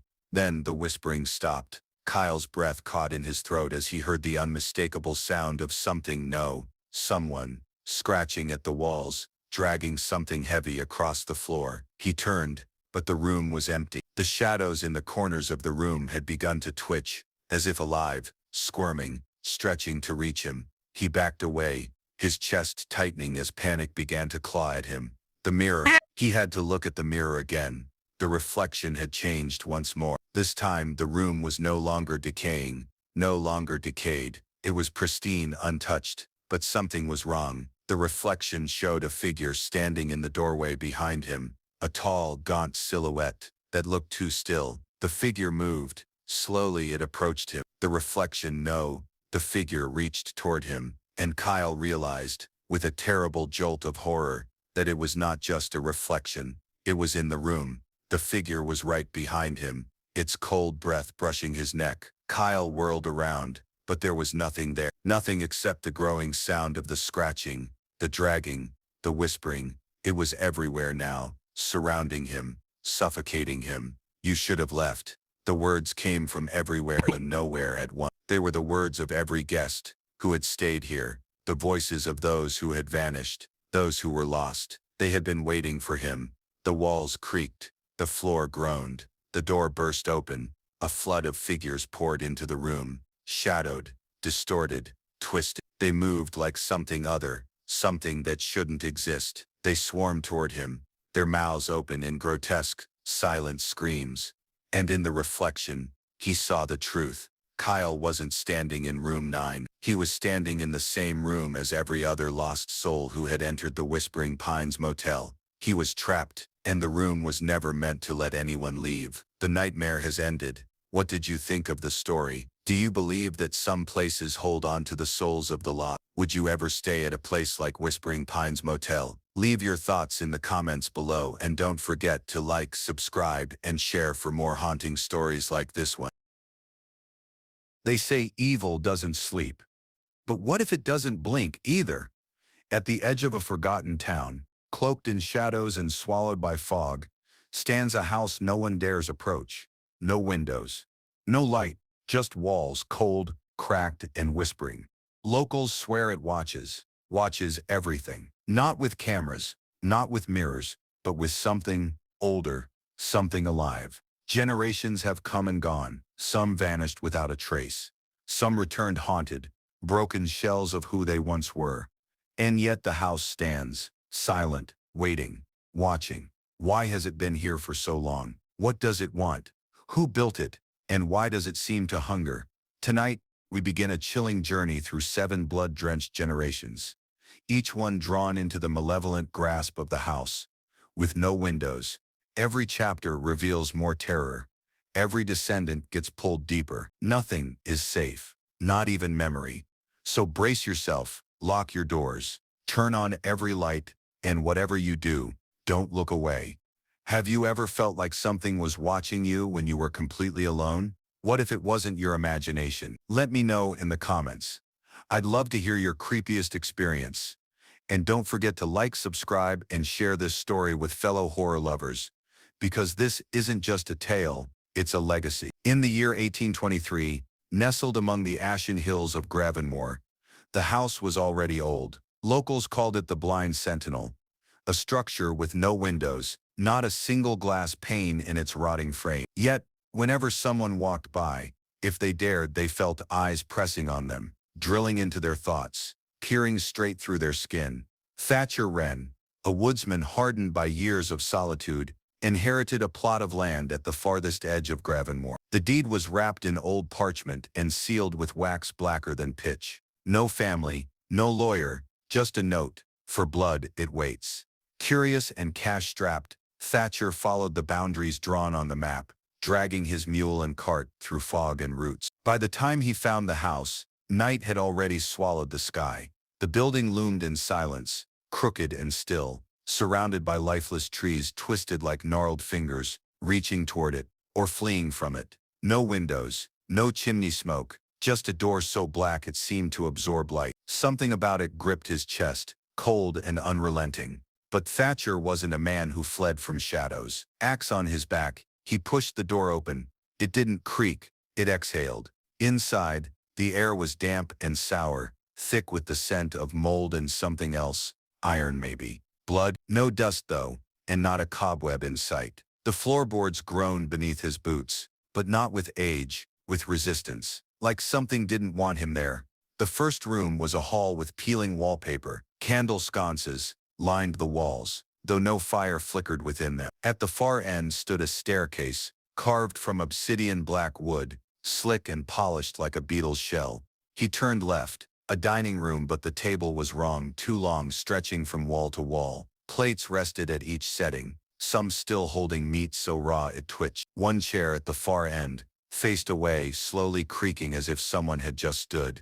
Thatcher backed away, axe in hand. Not today, he muttered. He took a room upstairs, a bedroom filled with books written in languages he didn't know. That night, he couldn't sleep. The wind didn't howl, and the woods were silent. But something inside the walls whispered his name, and it kept whispering. Every night. By the third night, the house had shifted. Suddenly, the stairs bent in directions he didn't recall. The bedroom's mirror now reflected not him, but the version of him still sleeping, unaware. Once he woke to see his reflection smiling, even though he wasn't. He tried to leave. The path back had vanished, swallowed by thick wood. His mule was gone, only the harness remained, shredded and damp. He called out, but the wind seemed to eat his voice. Then came the scratching. At night, beneath the floorboards, behind the walls, inside the ceiling, it started as small scuttles like rats, then fingernails, then claws, then breathing. One evening, as Thatcher washed his face in the cracked porcelain basin, he looked up and found the mirror filled with dozens, hundreds of eyes. Human, animal, unblinking, watching. The glass shattered before he could turn away, but his reflection did not disappear. It blinked and smiled. The next morning, he boarded up the hallway where the whispers grew loudest, but the boards warped and cracked by dusk. He smeared salt, burned herbs, drew protective circles. None held. The house liked him. It told him so, through dreams so vivid they left bruises on his skin. In one dream he stood in a chamber deeper than any he'd found. Candles lined the walls, each held in a skeletal hand. A mural spread across the floor, 7 figures bent in agony, each consumed by eyes, mouths screaming but stitched shut. And above them, carved into the stone, the first must wake the house, the last must feed it. Thatcher awoke screaming. He ran again, this time with fire, oil, kindling, matches. But as the flame touched the walls, it died with a hiss. The house groaned, insulted. That night the furniture moved on its own. The dinner table stood in the hallway now, blocking the exit. The plates were empty but wet, as if freshly licked clean. Then the singing started, a soft, childish hum that echoed without direction. Thatcher followed it, axe raised, sweat slicking his back. Down into the cellar he went, the stairs deeper than he remembered, winding into the earth like a serpent's spine. The cellar was colder than death. The walls pulsed as if breathing. In the center, a cradle. Inside, not a baby but an eye, huge, black, lidless. It blinked once, and Thatcher screamed. He ran, up the stairs, through the bending halls, into the bedroom. The door slammed behind him, and then silence, until he looked up. Every wall, the ceiling, even the floor, eyes, watching. He clawed at the walls, the door, the windowless world around him, screaming, crying, begging. The last thing he saw was his reflection, stepping forward out of the glass. It looked like him, sounded like him, but its eyes were hollow, endless. The door opened. Thatcher Wren was never seen again, but someone, or something, walked into town weeks later, smiling, wearing his face, carrying his axe. It wasn't long after Thatcher Wren's disappearance that the house was left alone. Gravenmore, a town that had once lived and breathed with whispers of the place, seemed to forget the terror that lingered just beyond the town's edge. The wind carried only the faintest trace of that forgotten dread, until it found its way to a new soul, someone whose curiosity would push them to unravel the house's dark mystery. Adelaide Corrigan, a young woman of 23, had no reason to fear the stories that had haunted the townsfolk. She had heard the tales, whispers of the blind sentinel, but she was not one to believe in such things. A widow's daughter with no family of her own and few prospects, Adelaide spent her days as a seamstress, a life of routine and modest comfort. Yet a simmering curiosity had long burned inside her, fed by her late father's journals, which spoke of unseen horrors and a legacy not yet fulfilled. Her father, Thomas Corrigan, had been a historian of sorts, a man obsessed with unearthing the secrets of Gravenmore's past. In his final months, his obsession turned towards the blind sentinel. His last entry had been cryptic. "The house sees you. It always has." Adelaide, upon finding his journals tucked beneath floorboards long after his death, had become increasingly unsettled, but still she didn't believe, at least not until she stood before the house herself. It was autumn, the trees naked with the early touch of winter. The fog was thick, swallowing the road and bending it until it disappeared in the distance. The house sat there in the thickening fog, its silhouette like a toothless mouth waiting to swallow her whole. Yet she stood firm, staring at the heavy door, its wood as black as night.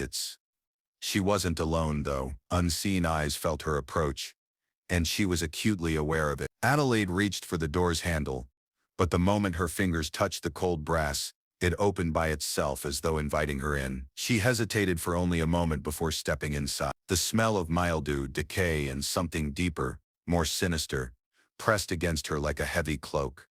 The foyer was much like Thatcher's description: walls without windows, and an unsettling silence broken only by the distant creak of the structure's shifting bones. She glanced to her left. A grand staircase spiraled up to a second floor, the steps leading into an oppressive darkness that seemed to stretch upward forever. Despite the chill creeping into her skin, Adelaide's curiosity overpowered her fear. She didn't take the stairs. Instead, she walked deeper into the house, drawn by the same whispers that had called to Thatcher and countless others. She passed through rooms that were impossible to forget once seen. A dining room table set for a feast but empty of guests. The chairs sat eerily still, their backs straight as if expecting their owners to sit and resume a long-forgotten meal. A door to the right caught her attention. Another bedroom, but this one was different. The air was thick, almost choking, and in the center of the room stood an armoire. Without thinking, she moved toward it, her hands trembling with an impulse she didn't fully understand. She opened it and found nothing but a mirror, a full-length mirror, framed in dark oak and covered with intricate carvings of eyes. Every inch of the frame was alive with the same hollow gaze. The glass vase was not empty. At first it was just her reflection, but then something else, a flicker of movement, the outline of a figure behind her just within the reflection's depths. Adelaide spun around. No one. She turned back to the mirror, and there it was again. The figure was more distinct now, a shadowed form. It was not her own, and it was not human. It loomed behind her, tall and gaunt, its arms long and spindly. The face was blank, an empty void where eyes should have been, but Adelaide could feel it staring, watching. And it smiled. The reflection smiled. Her breath caught in her throat. It wasn't just the house that saw her. The house was the eyes. It had been watching for generations. She stumbled backward, her foot catching the leg of a chair. The crash of it hitting the floor was deafening, a stark contrast to the quiet house. The figure in the mirror, though, didn't flinch.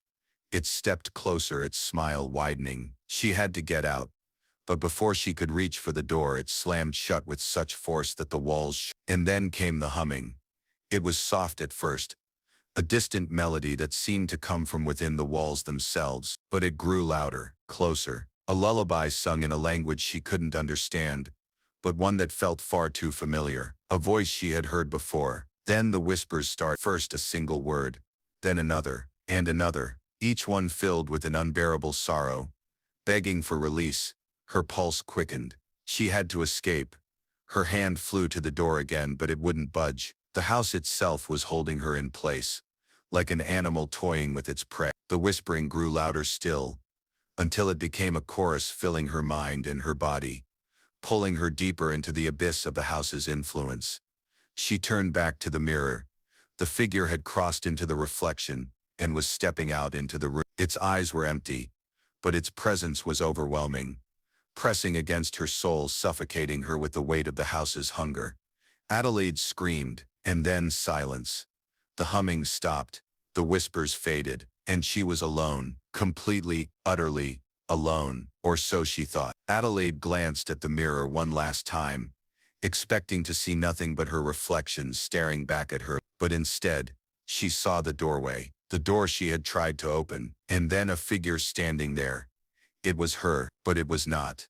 Her eyes had been replaced, hollow, unblinking. It smiled. Adelaide dropped to her knees, her mind fracturing as she stared into the smiling reflection. The house had claimed her, her body, her spirit, everything. The door to the room opened, and in the hallway, something else stepped forward. It wore her face, her clothes, and it smiled just like the house wanted. The house did not rest. Years passed after Adelaide Corrigan vanished. In the town of Gravenmore, its people, now numb with time, forgot the horror that once clung to their memories like fog. But whispers always find their way back to the surface, no matter how hard you try to bury them. Lydia Gray, the great niece of Adelaide, had grown up hearing those whispers. Her mother, Sylvia, often spoke of Adelaide with a sadness that seemed to grow deeper every year. As a child, Lydia thought it was simply a family tragedy, a story to explain the absence of her aunt. But when Lydia turned 18 and the last of her family passed away, the stories her mother had told her began to haunt her. Lydia inherited the family's estate, small cottages on the outskirts of Gravenmore, and the tiny weathered house that once belonged to her great aunt. It was just a house, or so she thought. She first visited the town at the behest of her lawyer, who suggested she could sell the property to clear her debts. But as she drove down the familiar, winding roads, a sudden unease curled in her chest. Gravenmore had changed in subtle ways. The streets felt smaller, more crowded with something unseen. The air was thick, as though the very earth was holding its breath. The house, standing alone at the edge of town, appeared much as her aunt had described it.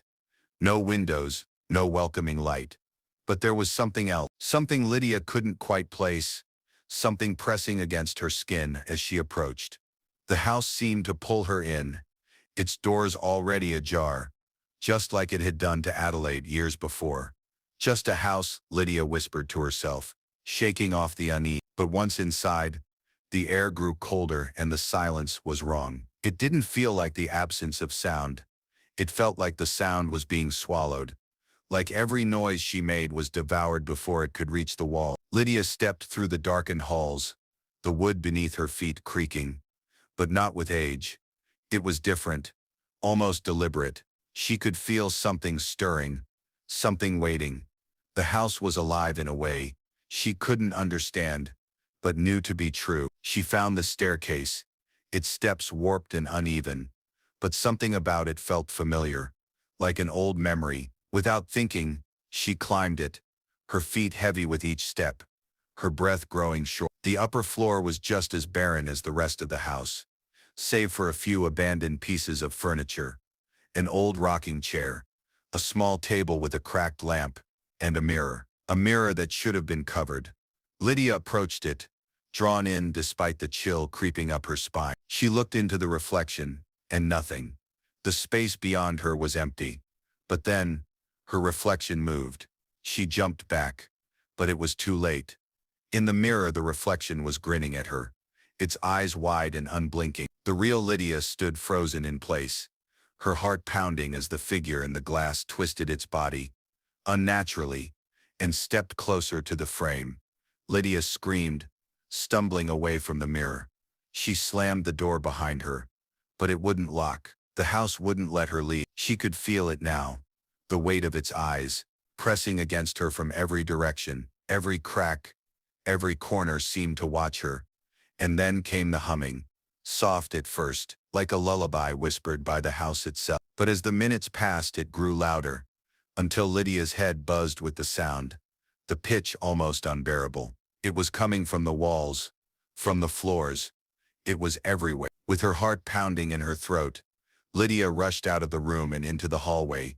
But as she reached the staircase, it was no longer the way she remembered. The steps curved and twisted into the ground, spiraling further down than she'd ever seen. The air grew colder, the weight heavier. She found herself drawn into the cellar, just as Adelaide and Thatcher had before her. The wooden door creaked open of its own accord. Inside, the temperature dropped to an unbearable chill. A strange, foul odor filled her nose. But it wasn't just decay.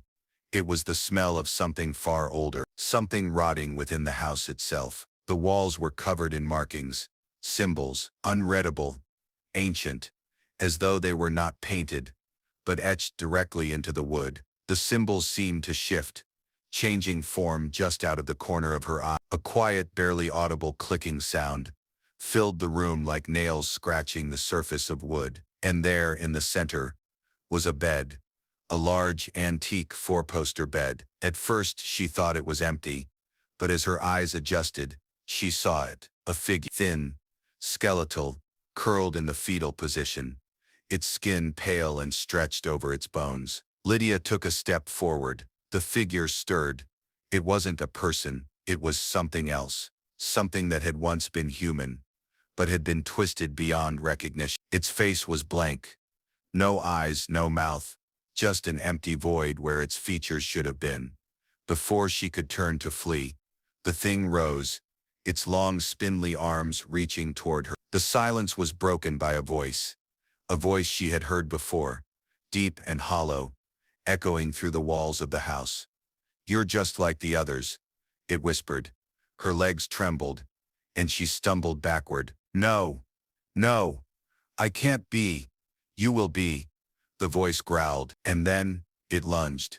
Lydia's scream filled the dark, suffocating air, but the house swallowed it whole. Her body fell to the floor with a thud. The thing, its long fingers closing around her neck, pulled her toward the bed, its grip tightening with each ragged breath. It was all too familiar now. This was no escape. It never was. The house had already claimed her. The night was always colder at Gravenmore. The village had long since surrendered its memories to the oppressive fog that wrapped the town in a near-constant veil of secrecy. The tales of the house, the blind sentinel, had long faded into myth. The once terrifying stories were now whispered in hushed tones over hearth fires, were told as cautionary tales for children too young to know fear. But the house, it never forgot. The arrival of Henry Mayfield was, in hindsight, almost inevitable. A man with no family, no roots, no friends. A man who had been on the run for most of his adult life.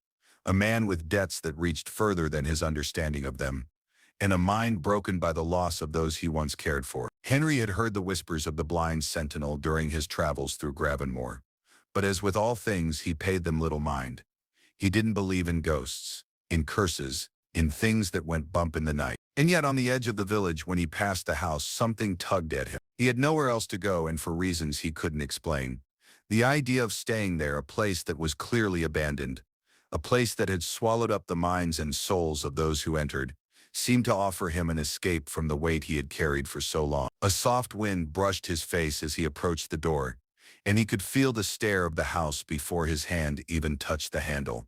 It wasn't inviting, it was claiming. The door opened as if it had been waiting for him. Inside, the air was stagnant, and the silence was overwhelming. Henry stepped into the shadowed foyer, the floorboards groaning beneath his feet as if the house were testing his resolve. His heart raced, not out of fear, but out of instinct, something that told him he was not alone, that he had never been alone. He couldn't explain it, but the weight of the house felt like an accusation, like the walls themselves were drawing closer, inspecting him, waiting for him to do something wrong. Henry's instincts screamed at him to leave, but his pride, his stubbornness, held him firm. In the center of the room stood a grandfather clock, its pendulum swinging lazily back and forth. It was out of place in a house so decrepit, its brass gleamed in the dark like it had been polished recently. The clock struck midnight, He shivered and glanced around. Every room was a mirror of the others. Long hallways, stretching toward black doors. There were no windows, not a sliver of light to be found. But the house was watching him, or at least he felt it. He couldn't see it, but he knew it was there. It wasn't until he reached the staircase that things began to unravel. The steps were slick, oily, each one slippery underfoot, as if the house itself was trying to make him fall. At the top, the air grew heavier, suffocating. He could barely breathe, but he couldn't. He walked down a narrow hall, his steps echoing, and then he saw it. A door at the end. This door wasn't like the others. It felt alive, as though it were breathing, alive with intent. Henry's hand reached for the knob, but before he could grasp it, the door creaked open of its own accord. Inside was a bedroom, unremarkable at first glance. A bed, a dresser, a desk, and yet there was something else, a presence. The walls seemed to pulse. The bed was neatly made, but the room felt too neat, too perfect. It felt as though it had been waiting. Henry stepped inside, and the door slammed shut behind him. He tried to open it. It didn't budge. That's when he heard it. A soft, unholy hum. It was coming from behind the walls, the floor, the ceiling. The entire house seemed to be breathing with him. He could feel it vibrating beneath his feet, a heartbeat that was not his own. The hum grew louder, stronger, until it became a voice. At first it was nothing but a whisper, indistinguishable, low. Then it spoke again, clearer. "You shouldn't have come." Henry froze, his blood running cold. It was a voice like gravel being ground together, a voice that sounded ancient, tired, and full of hunger. The floorboards beneath him creaked. The walls trembled, and then the humming stopped. The silence that followed was unbearable. The mirror on the wall, he hadn't noticed it before, suddenly came into focus. It was a large, gilded thing, framed with intricate carvings, that seemed to shift, morphing into eyes that stared back at him. And there, in the reflection, was him, but not quite. The man in the mirror didn't move like he did. The reflection was static, but there was a movement. The air around the reflection shimmered like water rippling. And then he saw it, the figure behind him in the glass. It was tall, too tall, its limbs twisted, its face hidden by a hood of shadow. But there was something undeniably familiar about it. Henry couldn't pull his gaze away. The figure raised a hand, slowly, as if beckoning him forward. It was impossible to look away. The reflection smiled, a slow, jagged grin that seemed to stretch across the glass. It was his own face, but it was wrong. Something was horribly wrong. And then he felt it. The presence in the room, the pressure, like a million eyes pressing down on him, suffocating him. "You're just like the others," the voice whispered, closer now, right behind him. He turned, but there was nothing except the reflection. But it wasn't just a reflection. It was moving. The figure in the glass stepped forward, out of the mirror. Its limbs, bent and twisted, unnaturally as it broke free. A grotesque form. Its eyes black voids that reflected only the deep, hollow emptiness of the house itself. Henry screamed. His feet stumbled backward, but the creature reached for him, its hand outstretched, long, bony fingers curling around his throat. It was too late. The house had claimed him. Years drifted by in Gravenmore, and the land around the house became quiet once again. The townspeople, though they still whispered of its curse, eventually ceased to speak of it altogether. The house had become just another piece of forgotten history, nothing more than a shadow on the horizon, a relic of terror buried deep within their memories. But for some, the pull of the house could not be ignored. Claire Rivers was one of them. She had heard the stories, the disappearances, the strange happenings.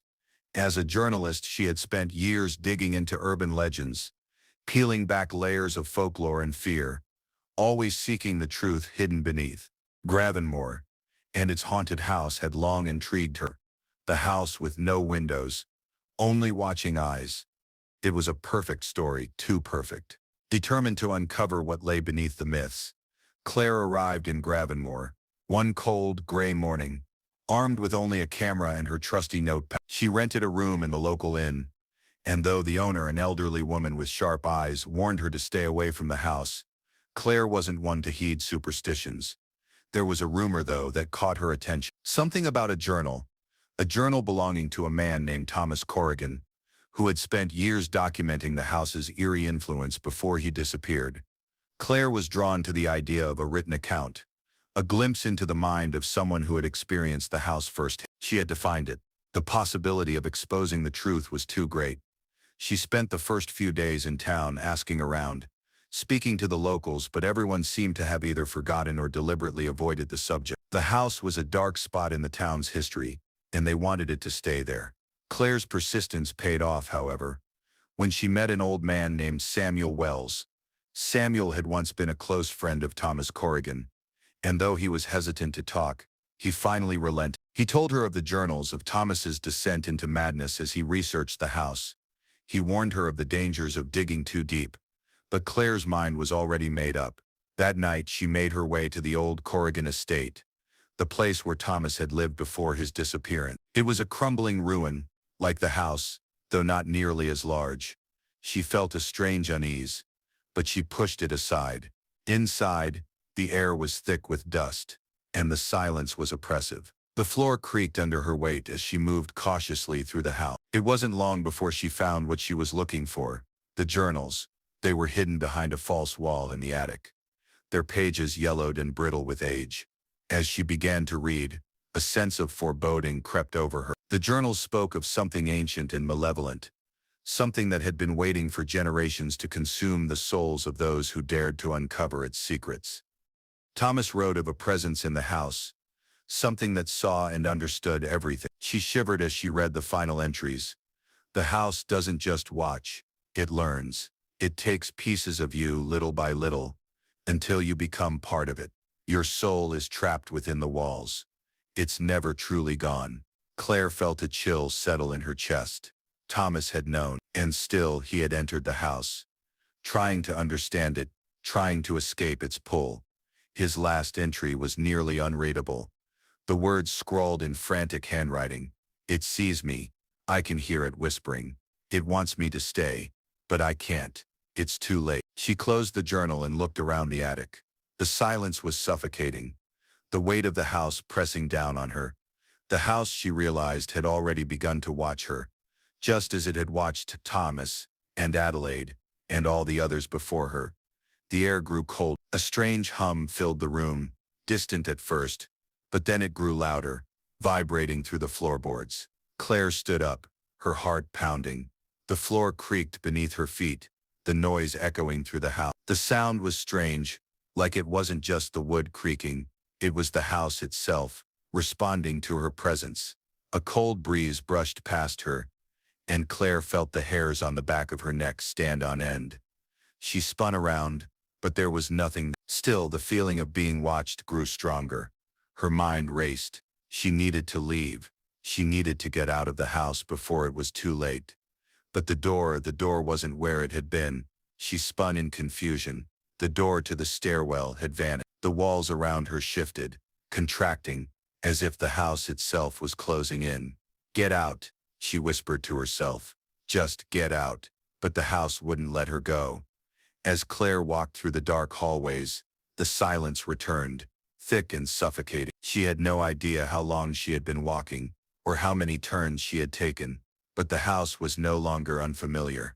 Every turn felt like it had been made before, each step leading her deeper into the labyrinth. The walls whispered now, soft, barely audible voices, just on the edge of hearing. Her breath quickened, the panic rising in her chest. She reached the foyer, but the door was gone. Instead, she found herself standing before a full-length mirror.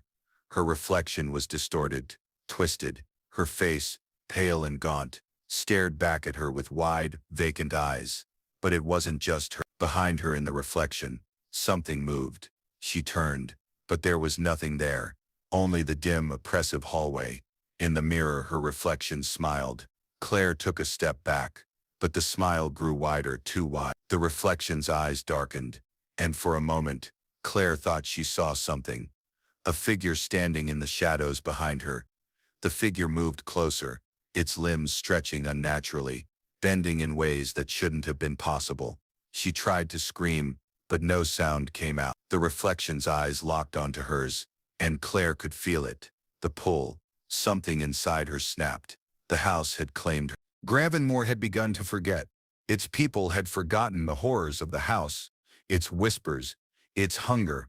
The house had become a place of no return, a place that devoured, consumed, and left only echoes in its wake. Yet deep within the town's forgotten corners there was always someone new who would inevitably find their way to the house. And when they did, it was as if the house welcomed them, its doors creaking open without question, ready to begin the cycle anew. Zara Hawk was a skeptic, a rational woman, a scientist, unshaken by folklore or superstition.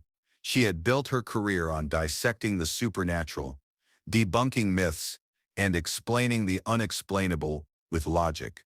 She had laughed off the tales of Gravenmore when she first heard them. Ghosts, spirits, curses, none of it fit within the neat box of her world.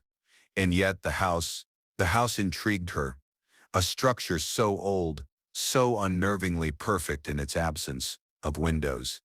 The legends about it were peculiar, and for a woman who thrived on knowledge and certainty, it was an irresistible challenge. She came to Gravenmore not to investigate ghosts, but to study the house. There was something about its isolation that fascinated her.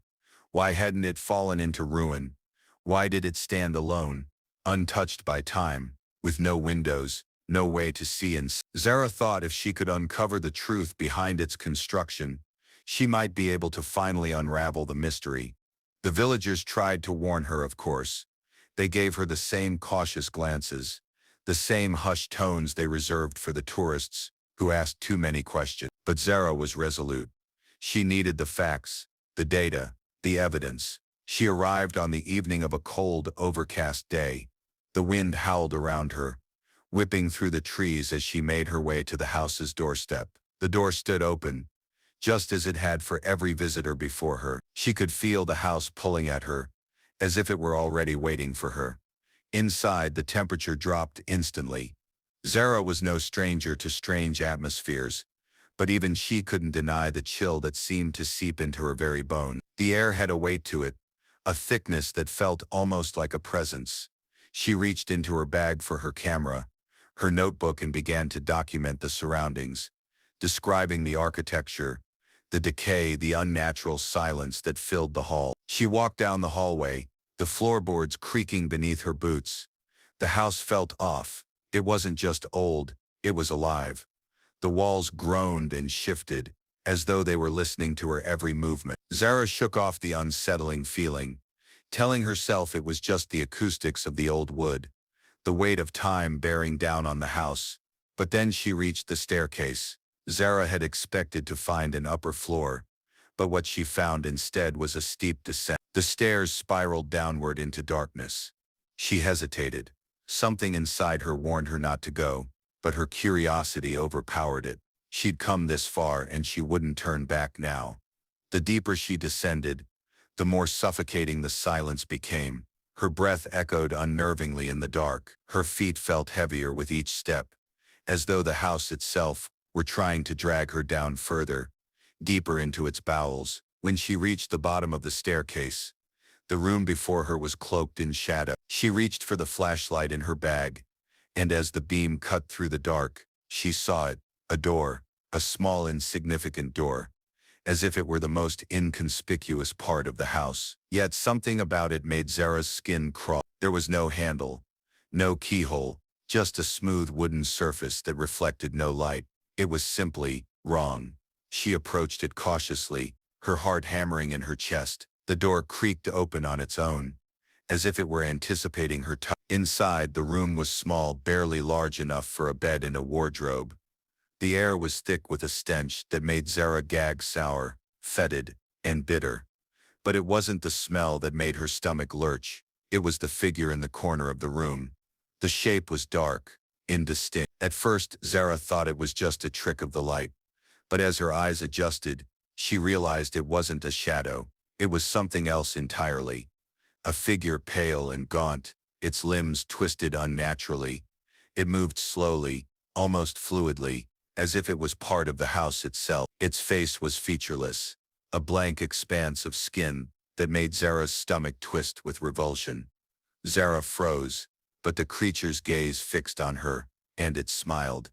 It wasn't a smile of joy, it was a grotesque, jagged thing, a mockery of human expression. The smile widened impossibly, stretching across its face, until it seemed to consume the entire figure. Zara could feel her legs trembling, her breath catching in her throat. Then the creature spoke, but not in words. It was more of a feeling, a sensation, a deep oppressive presence that filled her mind and squeezed her chest. You shouldn't have come. The words echoed in her mind, reverberating like a storm trapped inside her skull. Her head felt heavy, her vision blurry. The room seemed to warp, its edges stretching, the walls pulsating as though the house itself was breathing in rhythm with her heart. Zara stepped backward, but her feet felt glued to the floor. Her breath came in ragged gasps as the creature inched closer, its limbs moving in unnatural jerks, bending at impossible angles.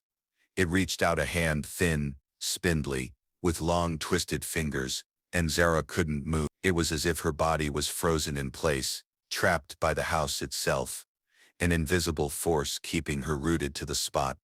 The hand touched her cheek, cold and clammy, and Zara felt her vision blur, her mind beginning to fragment. She could see the house. No, the house saw her. She could feel its eyes on her, eyes in every corner, in the walls, in the floorboards.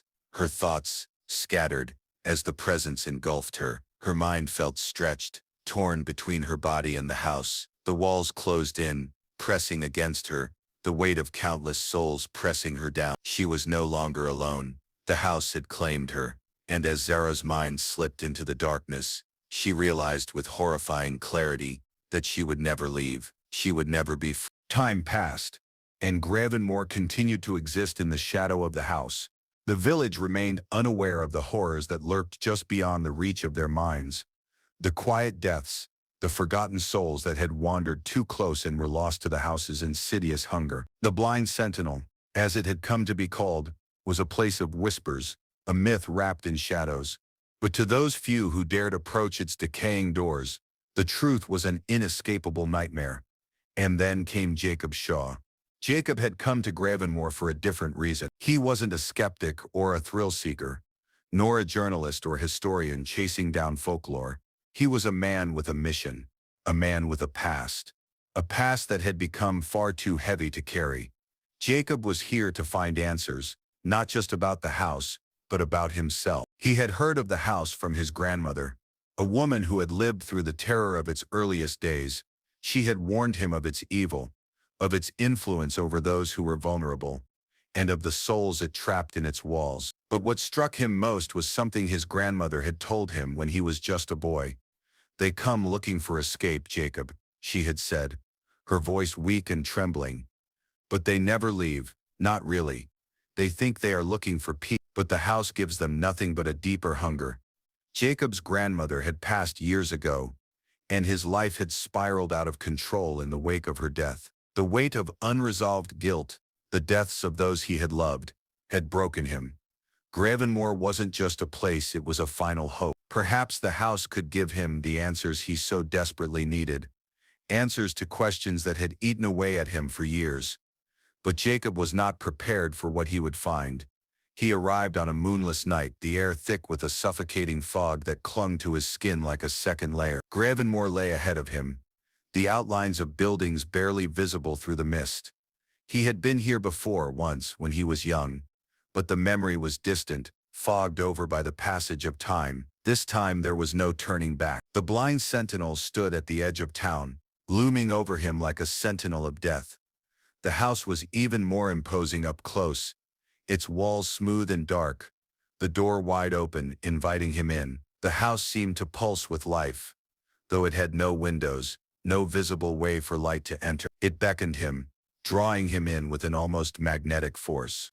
Jacob stepped across the threshold. The air inside was different from anything he had ever felt.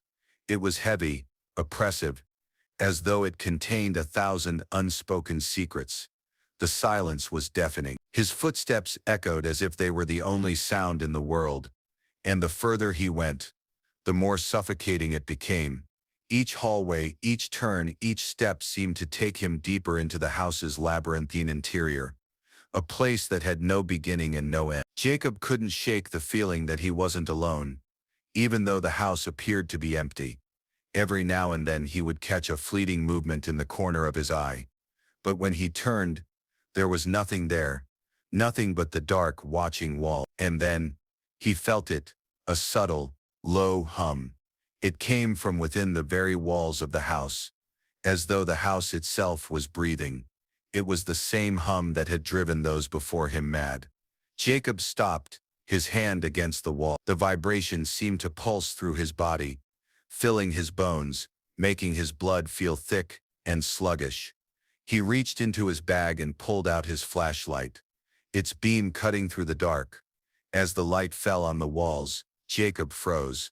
The walls weren't smooth. They were covered in symbols, crude, ancient carvings that seemed to move and shift in the dim light, twisting into forms that weren't quite human. Faces, eyes, screaming mouths. They seemed to follow him, watching his every move with an almost malicious intelligence. The house was alive, and it was watching him. Jacob's breath quickened, but he forced himself to move forward. He had to find the heart of the house, the answers he so desperately needed.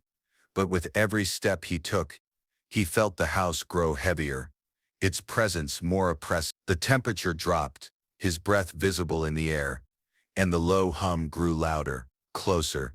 It was then that he heard something, a voice, soft at first, like a whisper on the wind. Leave. Jacob's heart skipped a beat. He spun around, but there was no one there, only the oppressive shadows that seemed to stretch and writhe like living things. He pressed forward, determined to face whatever awaited him. At the end of the hallway, he found the door. It wasn't like the others. It was large, imposing, with an ornate design carved into its wood. But as Jacob approached, the air around it thickened. His pulse raced, and his hand trembled as he reached for the handle. When he touched it, the door swung open by itself, the hinges creaking in protest. The room beyond was unlike anything Jacob had expected. It was a circular chamber, vast and cavernous, with a high ceiling that stretched beyond his sight. In the center of the room was a large mirror, its surface reflecting nothing but a swirling black void. The floor was covered in shattered glass, and the walls were covered in images. Too many faces, too many eyes, all staring back at him. They moved, slowly, like the house itself was breathing them into existence. Jacob stepped forward, his heart pounding. "You're here," a voice whispered, this time louder, clearer. The sound reverberated through his mind. And then, the mirror's surface rippled. It was no longer a reflection of the room, but something else, something darker. The mirror was alive. The faces within the mirror twisted and contorted, their expressions full of pain, fear, and madness.